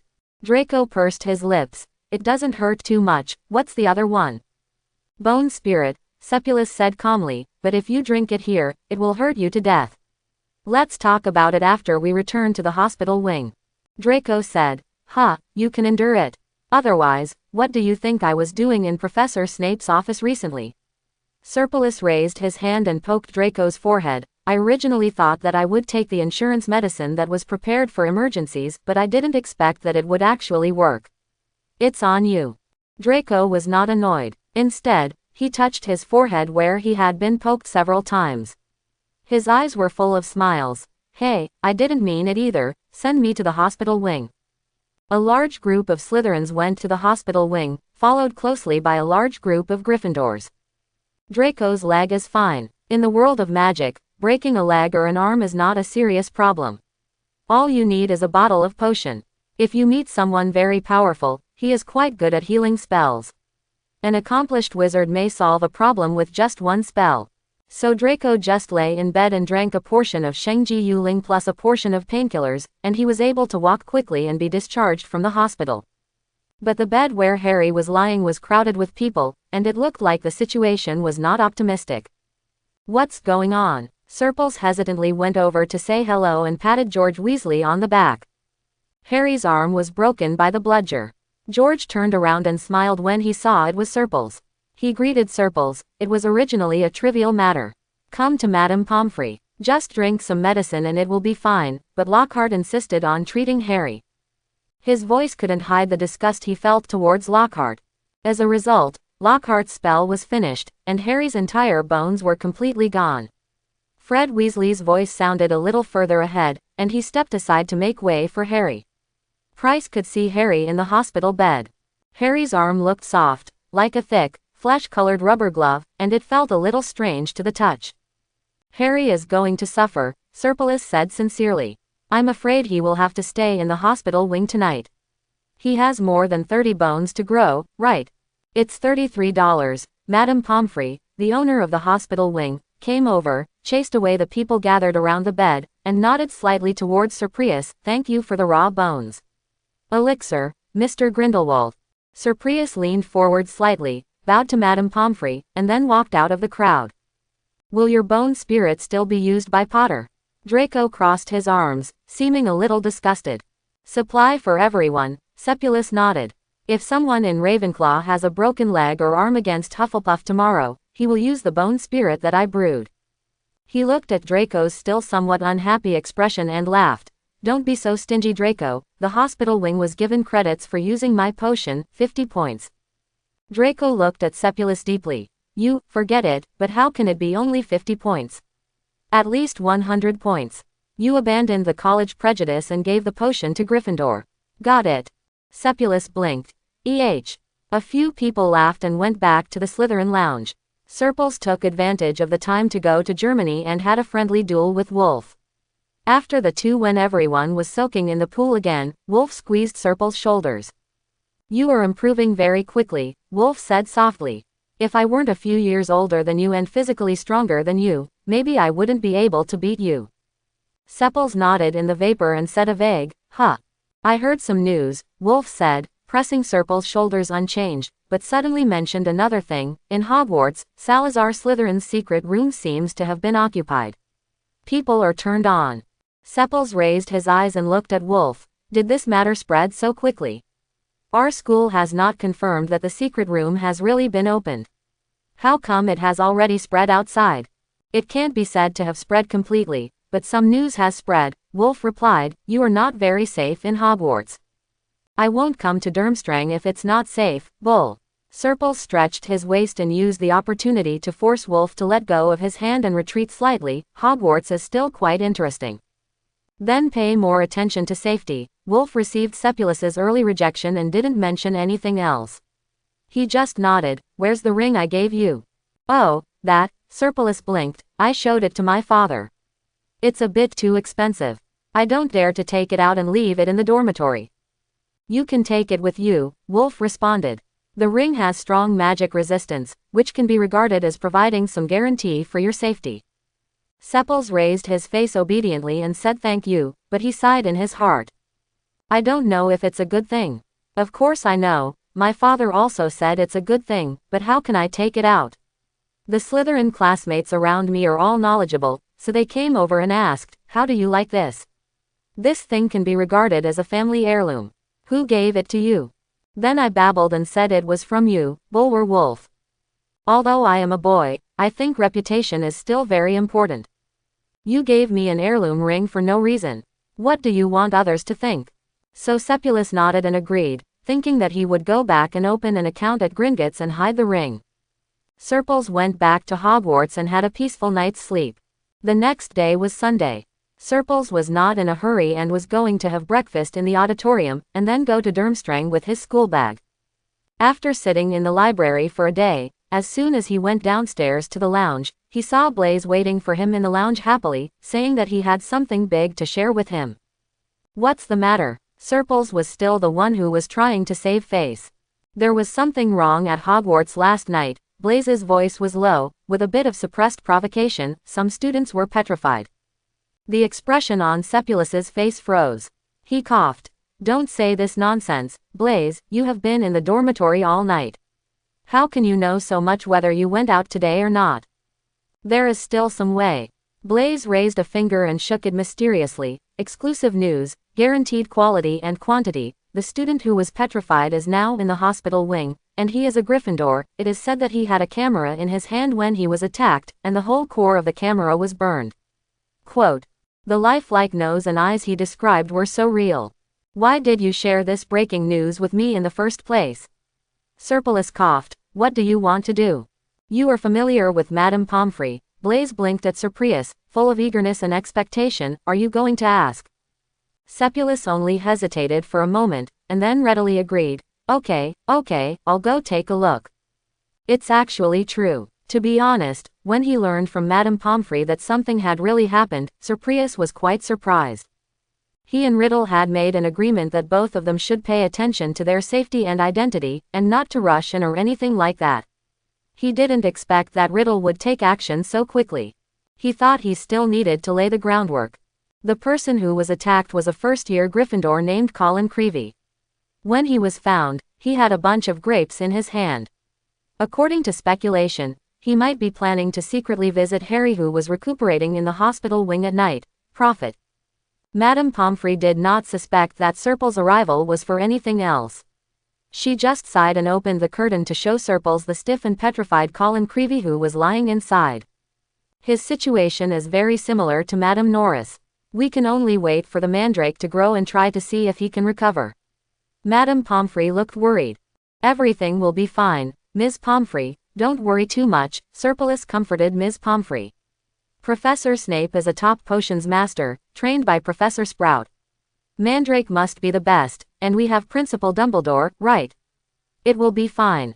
Madame Pomfrey's response was a sigh, but she gave Seppulus a hug. Sir Prius returned to the Slytherin lounge and told Blaise what had happened. It's better to pay attention to safety these days, Serpils concluded. Don't go out in violation of curfew at night. And you, Blaise, what is your source of information? Seppulus raised his eyebrows and asked curiously. Ms. Pomfrey said that it happened last night, including Professor McGonagall and Principal Dumbledore, who were sent there, and those who stayed in the hospital wing. There are only 5 Harrys left to recuperate. How on earth did you know? Blaise turned his head and seemed to be trying to act stupid, but Serpil stopped him, eager to get to the bottom of the casserole. In fact, it was not curiosity. When Sir Prius blocked Blaise's escape route with a smile, he knew it clearly. This is too dangerous. If Blaise had a source of information that could easily know what happened that night, then he might know more, and he might know something he shouldn't know. This is dangerous. Blaise struggled for a while, looking at Serpils, who had made up his mind to know what was going on, and finally raised his hands to express surrender. I say what I say, but it's your money. Seppulus blinked slightly doubtfully. What? This is my big secret. Blaise sat up straight. This is my way of making money. If you want to know, Seppils, just pay for it. I will be your shareholder and I can confess to you. Quote. Seppils said yes in his heart. How much do you want? Well, I don't want you to pay more, just a friendly price, 1 million gold galleons.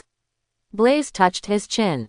How much? Seppils was truly shocked, and at least lowered his voice under Blaise's gesture. What project do you want me to have 1 million gold galleons for? Although not without money. But Serpils is a kid who is used to being poor, and if you ask for his money, you might as well kill him. Moreover, he is still working hard to save money and strive to buy Diagon Alley one day. Do you know the Hogwarts 8 trigrams tabloid?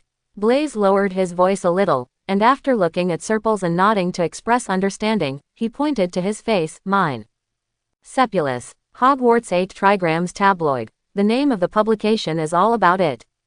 It focuses on 8 trigrams, and the 8 trigrams are meticulous. Today A and B confess their love, tomorrow B cheats on C, and the day after tomorrow A is heartbroken. I had with a guy of the same gender, and ended up having a threesome with Abid. As long as it is 8 trigrams, no matter how explosive or obscure, we can dig it out for you here, and the quality and quantity are guaranteed to be true.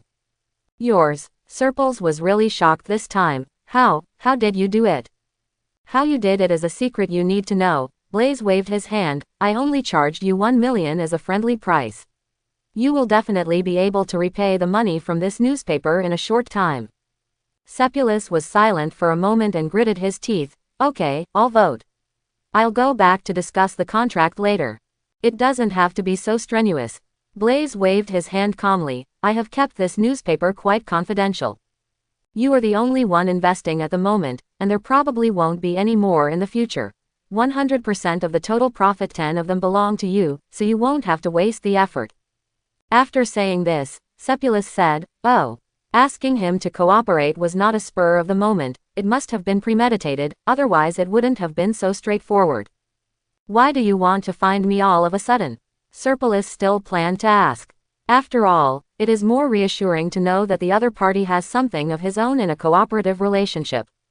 You have good grades and the teacher likes you, Blaise answered simply. Just like today's matter, if you go to Madame Pomfrey, she will be willing to tell you, but if it were someone else, she would definitely tell you directly.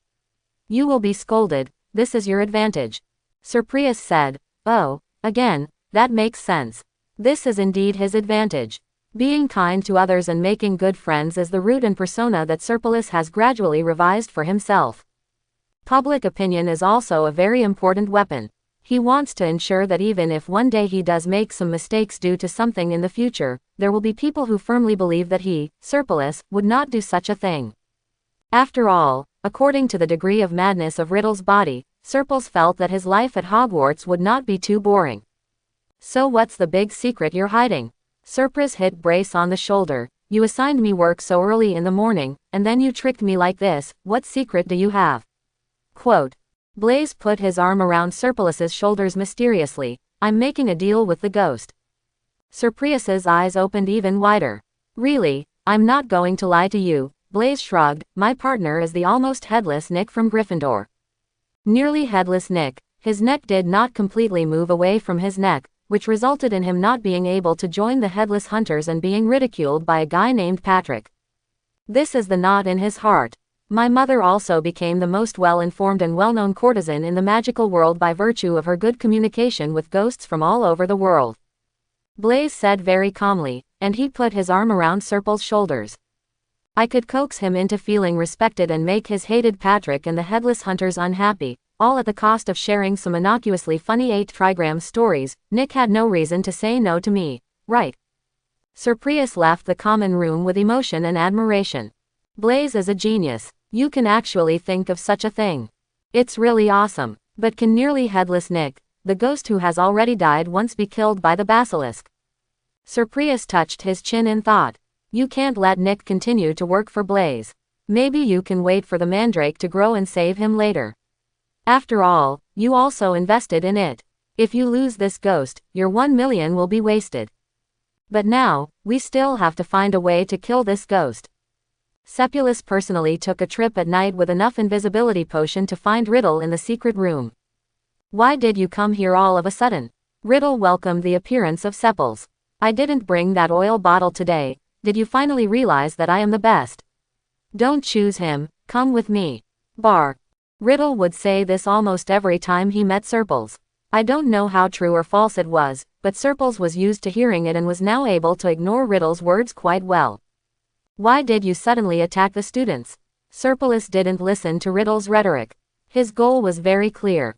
He came to ask questions and confirm his ideas. It was an accident. Riddle spread his hands. It was the kid's own curiosity. He didn't sleep well and heard something while walking at night. He took his camera and wanted to go over and take some big news. He happened to encounter the basilisk. It's just sight. It's no different from what Madame Pomfrey said. The student is not dead, he is petrified, Serpulus and Riddle said. Why? Isn't it said that if you meet the basilisk's eyes, you will die? Riddle smiled, walked closer, raised his hand and touched the corner of Sepulus's eyes. His hands were cold, tracing Sepulus's brows and eyes, bringing some chill that penetrated into the bone marrow. You also said that it was eye contact. The little thing looked at the basilisk through the camera. Because there was a barrier between them, he did not die, but was petrified. You said that if I wouldn't, it'd be too obvious to arrange for Ginny to burn down the greenhouse. I can't wait for the mandrakes to grow. Sepulus did not avoid Riddle's hand, but raised his eyebrows and thought, that is indeed too obvious. It doesn't matter if you ask Ginny to strangle a few roosters. The only one who will pursue this matter is Hi.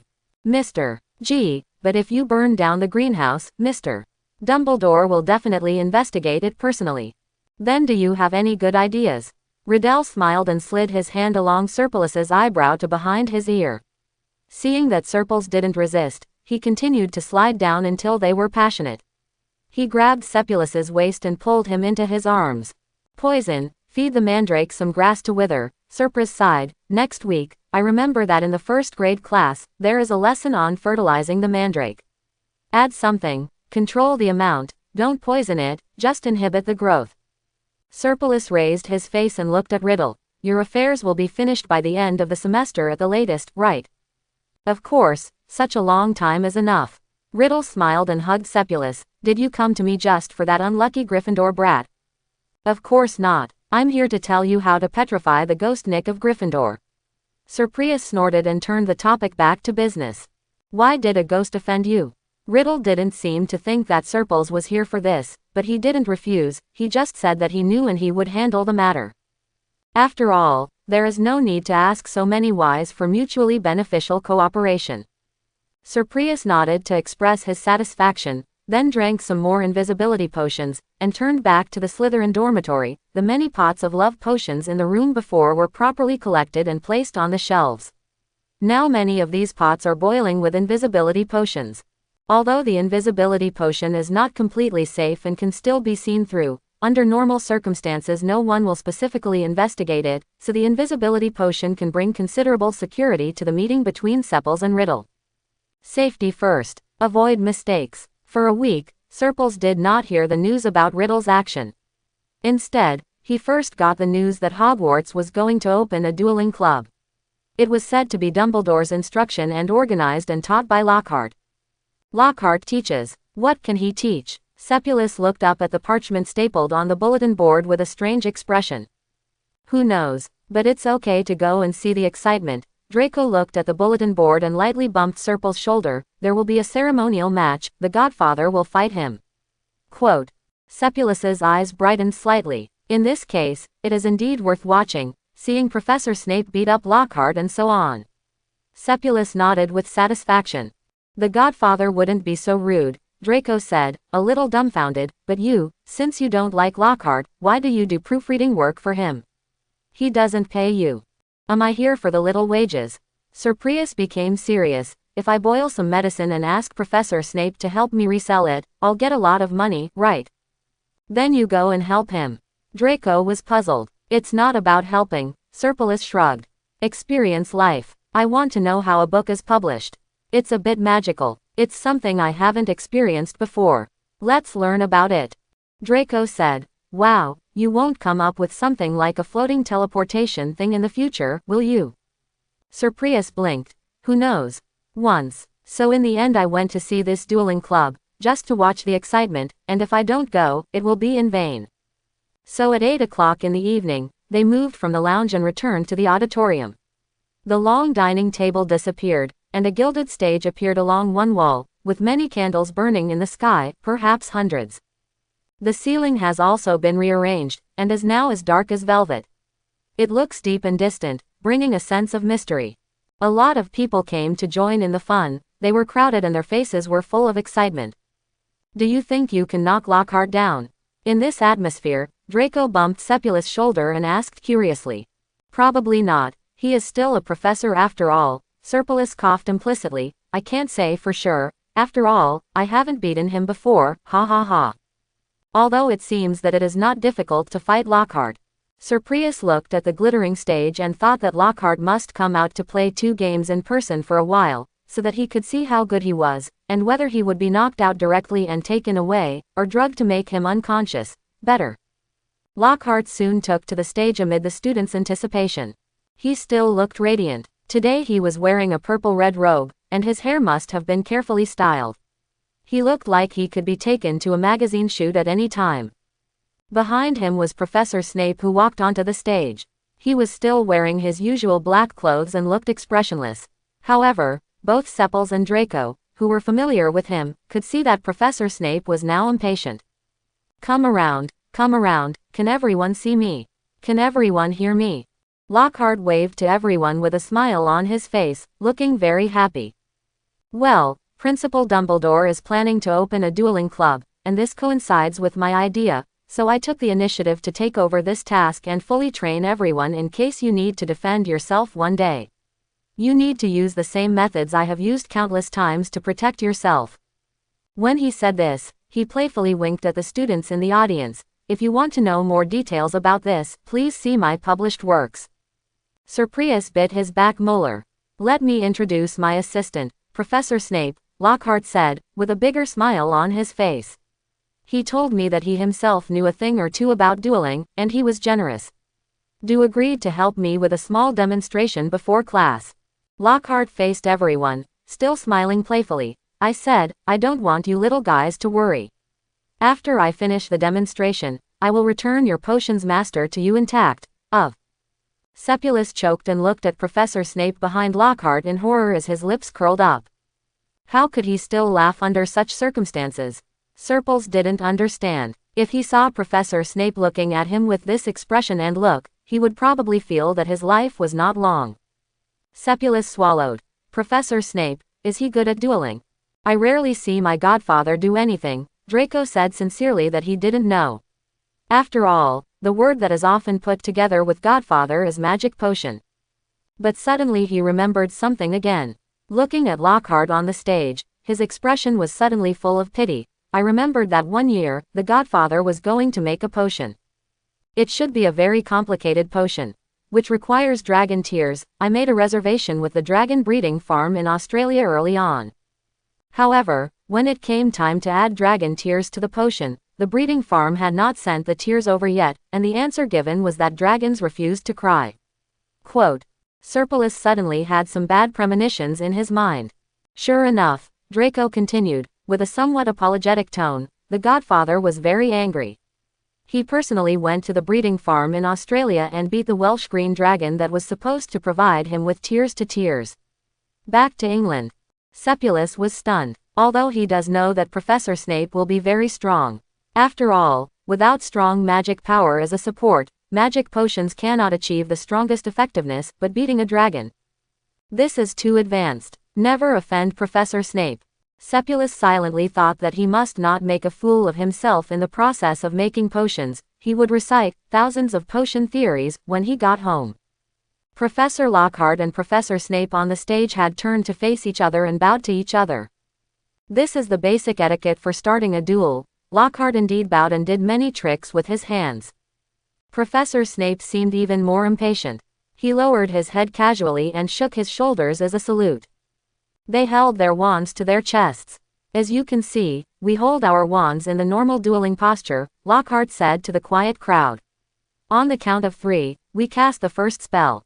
Of course, none of us will take the other person's life. The arc on Professor Snape's lips seemed to be wider. 1, 2, 3. The two raised their wands above their shoulders at the same time. Professor Snape's spell was faster, and a dazzling red light flashed. Lockhart flew out of the stage, hit the wall, then slid down and curled up on the floor. Wow, a neat Expelliarmus, Sepulus said with emotion. Father is right, if a fight really breaks out, many people may not even be able to use an Expelliarmus, and can only stand still and take the beating. Quote. Draco nodded next to Serpils, looking deeply convinced. Lockhart staggered to his feet, his hat fell off, and his blonde hair now looked like he had drank a hair-erecting potion. As you can see, he said stiffly and staggered back onto the stage, a disarming spell. As you can see, I lost my wand. Yes, Professor Snape, it's a great idea to show them this move. However, if I say this, don't mind it. Your intention to do such a move just now is too obvious. If I want to stop you, I didn't put any effort into it. I just thought, in order to increase the students' knowledge, I might as well let them take a look. Serpris opened his mouth in surprise. Oh my God, how did he do it and say such things? You flew out, you had no power to resist at all, you were weak, pitiful and helpless, not as good as the little chick who was strangled to death by Ginny. How did you have the courage to say this? Maybe it's because for people like you, your face is more important than your life, and your mouth is more important than your life, right? Serpris looked away hesitantly, feeling that Lockhart might be beaten to death after a while. But Lockhart may also be afraid. He knew he couldn't beat him, and he also knew that he might make more fools of himself if he continued, so he cautiously held his wand and took 2 steps back, then cleared his throat. This is the end of the demonstration. Next, Professor Snape and I will select 2 representatives, and they will form pairs and practice with each other. Lockhart's eyes started to roll. Then said loudly, "Come Harry, come to me." Lockhart picked up Harry, who was still confused, and pulled him directly in front of him. The smile on Professor Snape's lips became even more obvious. He turned around and waved to Serpils. "Come here, Grindelwald, and let me see what kind of person you can mold the famous Potter into." Draco said, "Wow," with a narrow smile on his face, "Potter is going to suffer." Sepils smiled softly. "We are all classmates, just scare him." "Yes," Scare him, I'm going to scare him into speaking Parseltongue. Harry looked very nervous, and he should be nervous. After all, he had not learned attack spells very systematically. The slightly offensive spells he had mastered now were probably prank spells that were more of a joke. Obviously, he also knew clearly that he could not ask Professor Snape for help, so he had no choice but to turn his attention to Professor Lockhart, trying to get some help through him. But what can Lockhart do for you? Serpels looked at Harry's face, which was a little pale due to nervousness, and almost felt guilty in his heart. But he just smiled at Harry and held his wand tightly across his chest. It's just Expelliarmus, understand? Lockhart said loudly, Expelliarmus. He didn't finish his words because he was pushed aside by Professor Snape. Without Expelliarmus, Professor Snape's voice was cold. Grindelwald, you should let those unruly children know the consequences. Sepulus put his chin back and nodded. Harry looked even more nervous. Grinning. The price for being too nervous was that Harry had already fired his curse before Professor Snape's word, one, could be heard. He probably regretted it at that time, and his face looked even worse. And Serpels rolled on the spot the moment his wand shook, and the wand moved in an arc along the raised wrist. Quick confinement. Harry failed to escape. He was trapped by the red thorn-like magic coil. He staggered back 2 steps, but did not fall. Instead, he tried hard to raise his hand and fired another magic spell. The flames are raging. His hands were tied, so the angle at which the spell was launched was not very good, and the magic power output might not be very accurate either. When the flames fell on the stands, they were very big and puffy. Sepulus heard Lockhart scream. But why are you screaming? Sepels felt that he had really grown up. He was actually able to calmly raise his wand in the face of such flames that the hot air in front of him was distorted. Fire Ash Snake. Sepulus raised his hand and chose a summoning spell. The little snakes, which are usually found in the ashes of the fireplace, were not worried about the flames in front of them. Instead, they were bathed in the flames and rushed towards Harry even more excitedly. Some of them rushed in different directions. His eyes were focused on the students in the stands. Weather spell. Sir Prius turned his wrist, no longer intending to control the snakes, but raised his hand to summon a rain cloud and began to extinguish the fire. The snake wouldn't bite him anyway, but it would attack Harry or others.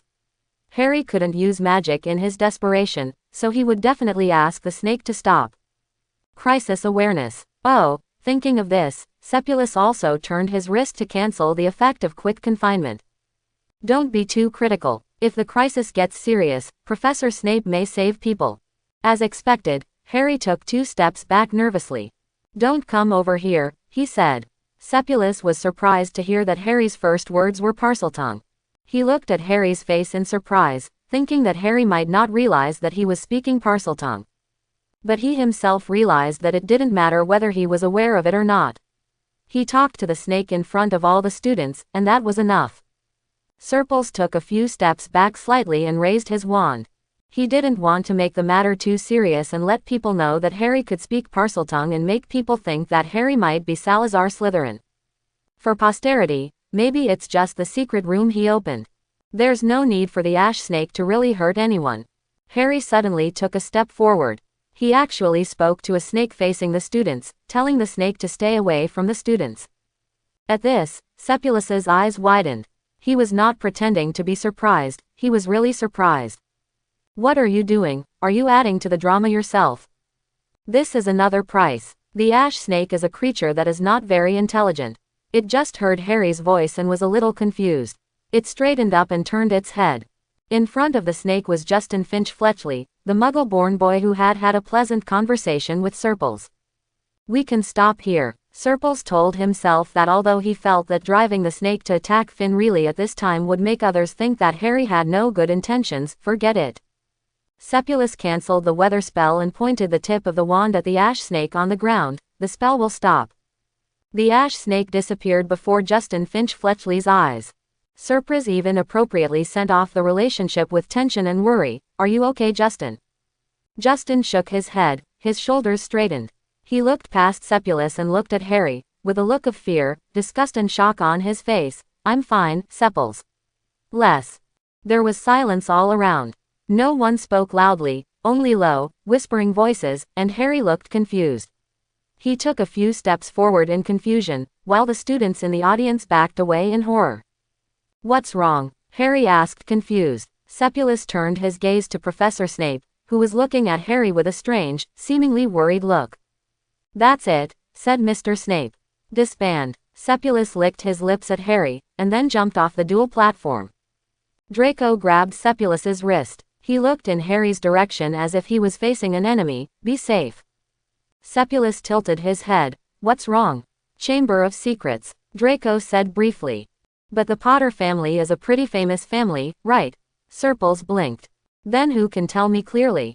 Genealogy is always like this. There are always some things that cannot be written down and shown to others.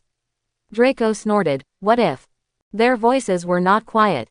Although everyone had just attracted attention because of Harry's snake language, Sepulus, who summoned snakes, also attracted a lot of attention. What he and Draco said quickly be heard and spread. So when Surprise went to the auditorium for lunch the next day, Blaise told everyone that almost everyone was now rumoring that Potter was a descendant of Salazar Slytherin. Isn't anyone going to tell me about it? Sepulus said half-jokingly. I summoned the snake first, and I also raised snakes, and I'm still a Slytherin. You didn't talk to the snake, Blaise waved his hand, and you grew up in the Muggle world, and you were friends with Finley, and have a good relationship with everyone, even if you were really a Slytherin. Descendants, you won't be the one to eliminate Muggles, it's definitely not you. Sepulus laughed. That's right. This is really great. Harry Potter was sullen over the recent rumors going around the school. Almost no one is willing to believe him. Maybe even some people in Gryffindor think that Harry may really have the blood of Salazar Slytherin. Otherwise, how can we explain that he was not killed by the mysterious man? He was just a baby at that time, how could the mysterious man be defeated by him? He must have a super strong black magic bloodline. The mysterious man was worried that another terrible devil would appear to confront him, so he insisted on killing him. Once the seeds of doubt took root, they sprouted quickly, leaving Harry Potter unable to defend himself. Serpils felt sorry for Harry in his heart, because Serpils knew that Harry was really innocent. I think, Serpils said, lying on the bed and looking at the curtains above his head, doing what you think is right is no longer convincing to me. Tom was sitting on the sofa reading a book. Since he had the entity, his desire for knowledge was exactly the same as that of Serpils. He couldn't use magic for knowledge. Riddle's explanation for this was that Tom was created from the blood of Serpils, and Sepulus's abilities are not enough, so Tom is born with a defect, he can be regarded as a squib. This was something that both Sepils and Tom regretted. But Tom understood. After all, he couldn't force more. He was originally just a diary, but later he actually had his own consciousness, and now he has an entity. Even if he can't cast magic, he can still endure it. Are you still upset about setting up Harry? Tom put down the book in his hand and went to sit down beside Surpria's bed. You look sad. It's hard not to be sad at all, Serpils sighed, reaching out to grab Tom's hand. I may need a new spiritual support. That makes sense, Tom nodded. The slogan of the first-generation Dark Lord, your father, is, for the greater good, and the second-generation Dark Lord, the crazy guy's slogan is, magic is might, and loudly promote the theory of pure blood superiority, you should have won. It sounds like you've put me in the position of the third-generation Dark Lord. Sepulus held Tom's hand. I think my original dream has never changed. I just want to have AI have a home, a stable job, and a beautiful wife. It seems that my wife is not very good now. I don't seem to have any relationships with the opposite gender, but all with the same. Tom blinked. Don't belittle yourself. Who knows? What if some good girl blindly falls in love with me in the future? Although I think this probability is unlikely, there is a high probability that I will have a same lover, and the child will depend on the fertility potion. God, that thing is not cheap. Sepulus sighed again. Then why don't you change your father's slogan? Tom thought for a while and gave Sepulus some advice. Tell me about it. Surprise leaned a little and looked at Tom. For a better future, Tom said softly, isn't it a bit too broad? Sepulus murmured this sentence again, and then smiled. No, I think it's good. For a better future, this is what I am willing to work hard for, and what I have done. Everything is for the future, which is good and a good slogan. He looked relieved, and his mental state improved almost instantly. He held Tom's hand and smiled. I can sleep well tonight. Tom raised his hand, landed on the bruises under Serpil's eyes, and sighed deeply. If you still can't sleep well, you should go to Germany to find Wolf. You will obviously feel more at ease by his side. I feel a lot more at ease when I'm with Professor Snape.